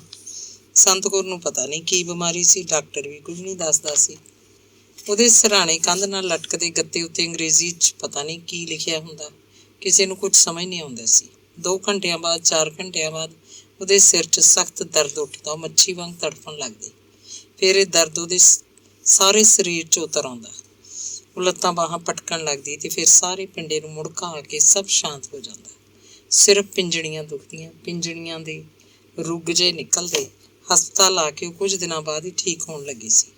7 ਦਿਨਾਂ ਬਾਅਦ ਬਹੁਤ ਫਰਕ ਪੈ ਗਿਆ। ਡਾਕਟਰ ਨੇ ਉਹਨੂੰ ਹਮੇਸ਼ਾ ਖਾਣ ਵਾਲੀਆਂ ਦਵਾਈਆਂ ਲਿਖ ਦਿੱਤੀਆਂ ਤੇ ਛੁੱਟੀ ਦੇ ਦਿੱਤੀ।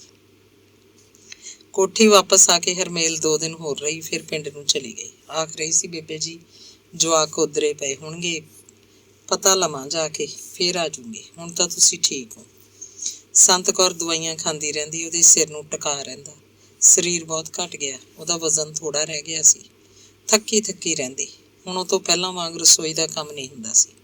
ਚਾਹੇ 2 ਜਣਿਆਂ ਦੀ ਰੋਟੀ ਸੀ, ਇਹ ਵੀ ਮੁਹਾਲ ਸੀ। ਕੋਠੀ ਦੀ ਸਫਾਈ ਲਈ ਪਹਿਲਾਂ ਹੀ ਕੰਮ ਵਾਲੀ ਲੱਗੀ ਹੋਈ ਸੀ। ਹੁਣ ਘਰ ਦੇ ਕੱਪੜੇ ਵੀ ਉਹੀ ਧੋ ਕੇ ਜਾਂਦੀ।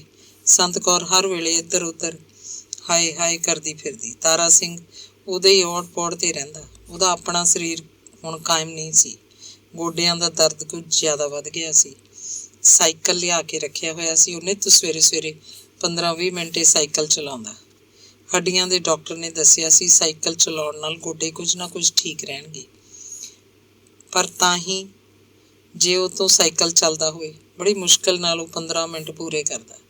ਗੋਡਿਆਂ ਦੀ ਪੀੜ ਵੱਧ ਗਈ ਲੱਗਦੀ ਤੇ ਨਾੜਾਂ ਕੜਕ ਕੜਕ ਕਰਦੀਆਂ। ਔਖਾ ਸੁਖਾਲਾ ਉਹ ਸਕੂਟਰ ਚਲਾ ਕੇ ਦੁਕਾਨ ਤੇ ਪਹੁੰਚ ਜਾਂਦਾ ਤੇ ਕੁਰਸੀ ਉੱਤੇ ਟੇਢਾ ਜਿਹਾ ਹੋ ਕੇ ਬੈਠਾ ਰਹਿੰਦਾ। ਬੈਠਾ ਬੈਠਾ ਹੀ ਮਿਸਤਰੀਆਂ ਨੂੰ ਕੁਝ ਦੱਸੀ ਪੁੱਛੀ ਜਾਂਦਾ।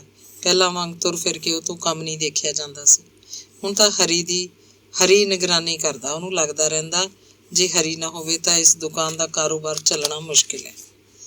ਕੁਝ ਦਿਨਾਂ ਬਾਅਦ ਹਰਮੇਲ ਜਵਾਕ ਲੈ ਕੇ ਆਲਾ ਸਿੰਘ ਵਾਲੇ ਆਈ। ਸੰਤ ਕੌਰ ਬਹੁਤ ਤਾਈ ਕਹਿ ਰਹੀ ਸੀ, ਇਸੇ ਕਰਕੇ ਹਰੀ ਉਹਨੂੰ ਤੇ ਦੋਵੇਂ ਜਵਾਕਾਂ ਨੂੰ ਮੋਟਰਸਾਈਕਲ ਮਗਰ ਲੱਦ ਕੇ ਲੈ ਆਇਆ ਸੀ। ਮੁੰਡਾ ਕੁੜੀ ਦੋਵੇਂ ਸਾਰੇ ਰਾਹ ਚਾਂਬੜਾ ਪਾਉਂਦੇ ਆਏ। ਕੋਠੀ ਆ ਕੇ ਕਮਰਿਆਂ 'ਚ ਵੜ ਵੜ ਚੀਕਾਂ ਮਾਰਦੇ। ਕਮਰਾ ਨਾਲ ਬੋਲਦਾ ਤਾਂ ਖੁਸ਼ ਹੁੰਦੇ, ਤਾੜੀਆਂ ਵਜਾਉਂਦੇ। ਹਰਮੇਲ ਉਹਨਾਂ ਤੋਂ ਮਿੰਨਾ ਦੁਖੀ ਸੀ। ਉਹ ਬਿੰਦੇ ਬਿੰਦੇ ਆਖਦੀ, ਨਿਚਲੇ ਹੋ ਕੇ ਨਹੀਂ ਬਹਿੰਦੇ। ਉਧਰ ਸੰਤ ਕੌਰ ਦੀ ਹਾਏ ਹਾਏ। ਸੰਤ ਕੌਰ ਨੂੰ ਜਵਾਕਾਂ ਦੀਆਂ ਕਿਲਕਾਰੀਆਂ ਚੰਗੀਆਂ ਲੱਗਦੀਆਂ। ਉਹ ਆਖਦੀ, ਨਹੀਂ ਕਰੀ ਜਾਣਦੇ ਜੋ ਕਰਦੇ ਨੇ, ਘਰ ਭਰਿਆ ਭਰਿਆ ਲੱਗਦਾ ਹੈ। ਉਹ ਬੈਠੀਆਂ ਚਾਹ ਪੀ ਰਹੀਆਂ ਸੀ। ਸੰਤ ਕੌਰ ਨੇ ਹਰਮੇਲ ਦਾ ਮੋਢਾ ਫੜਿਆ ਤੇ ਕਹਿਣ ਲੱਗੀ, ਧੀਏ ਤੂੰ ਇੱਕ ਗੱਲ ਮੇਰੀ ਮੰਨੇਗੀ? ਹਾਂ ਬੇਬੇ ਜੀ ਦੱਸੋ। ਤੂੰ ਜਵਾਕਾਂ ਨੂੰ ਲੈ ਕੇ ਇੱਥੇ ਹੀ ਆ ਜਾ। ਇਹਨਾਂ ਨੂੰ ਇੱਥੇ ਕਿਸੇ ਸਕੂਲ 'ਚ ਲਾ ਦਿੰਦੀ ਆ। ਮੈਨੂੰ ਤੁਹਾਡਾ ਆਸਰਾ ਹੋ ਜੂ। ਨਾਲੇ ਮੁੰਡੇ ਨੂੰ ਨਿੱਤ ਪਿੰਡੋਂ ਆਉਣਾ ਜਾਣਾ ਔਖਾ ਹੈ। ਹਰਮੇਲ ਸੋਚਾਂ 'ਚ ਪੈ ਗਈ। ਖਾਲੀ ਗਲਾਸ ਚੁੱਕ ਕੇ ਰਸੋਈ 'ਚ ਚਲੀ ਗਈ। ਉਹ ਕੋਈ ਫੈਸਲਾ ਨਹੀਂ ਕਰ ਸਕੀ ਸੀ। ਕਿਉਂ ਦਿੱਤਾ ਨਹੀਂ ਜਵਾਬ ਧੀਏ ਮੇਰੀ ਗੱਲ ਦਾ? ਸੰਤ ਕੌਰ ਦੀਆਂ ਹਸਰਤ ਭਰੀਆਂ ਨਜ਼ਰਾਂ ਹਰਮੇਲ ਤੇ ਟਿਕ ਗਈਆਂ। ਉਹਦੇ ਨਾਲ ਗੱਲ ਕਰ ਲੈ ਬੇਬੇ ਜੀ, ਆਪਦੇ ਪੁੱਤ ਨਾਲ। ਮੈਨੂੰ ਤਾਂ ਕੋਈ ਇਤਰਾਜ਼ ਨਹੀਂ। ਹਰਮੇਲ ਦੀ ਇੱਕ ਤਰ੍ਹਾਂ ਨਾਲ ਸਹਿਮਤੀ ਸੀ। ਤਾਰਾ ਸਿੰਘ ਨੂੰ ਮਗਰ ਬਿਠਾ ਕੇ ਹਰੀ ਦੁਪਹਿਰ ਦੀ ਰੋਟੀ ਖਾਣ ਕੋਠੀ ਆਇਆ ਤਾਂ ਉਹਨਾਂ ਕੋਲ ਵੀ ਗੱਲ ਖੁੱਲ੍ਹ ਗਈ। ਤਾਰਾ ਸਿੰਘ ਤੇ ਸੰਤ ਕੌਰ ਨੇ ਪਹਿਲਾਂ ਹੀ ਘਰ 'ਚ ਵਿਚਾਰ ਬਣਾ ਰੱਖਿਆ ਹੋਏਗਾ। ਹਰੀ ਬੋਲਿਆ, ਹੁਣ ਵੀ ਤਾਂ ਬੇਬੇ ਤੁਹਾਡੇ ਕੋਲ ਹੀ ਆ। ਜਿੰਨੇ ਦਿਨ ਇਹਨੂੰ ਰੱਖਣਾ ਰੱਖ ਲਓ।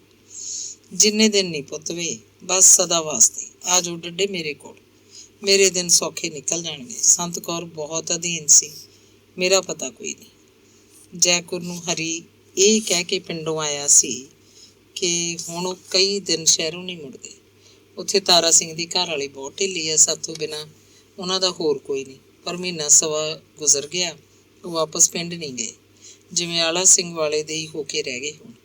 ਇੱਕ ਦਿਨ ਫੇਰ ਇਕੱਲਾ ਹੀ ਹਰੀ ਸਰਦਾਰਗੜ੍ਹ ਗਿਆ ਤੇ ਮਾਂ ਨੂੰ ਦੱਸਣ ਲੱਗਿਆ ਕਿ ਜਵਾਕ ਉੱਥੇ ਸਕੂਲ 'ਚ ਪੜ੍ਹਨ ਲਾਤੇ ਆ, ਵਧੀਆ ਸਕੂਲ ਹੈ। ਇੱਥੇ ਸਰਕਾਰੀ ਸਕੂਲ 'ਚ ਠੀਕ ਨਹੀਂ ਸੀ। ਮਾਸਟਰ ਸਾਰਾ ਦਿਨ ਚਾਹਾਂ ਹੀ ਪੀਂਦੇ ਰਹਿੰਦੇ ਸੀ।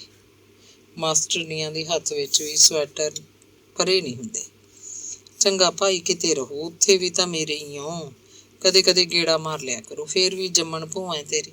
ਜੈਕੁਰ ਨੇ ਅੱਖਾਂ ਭਰ ਲਈਆਂ ਸੀ।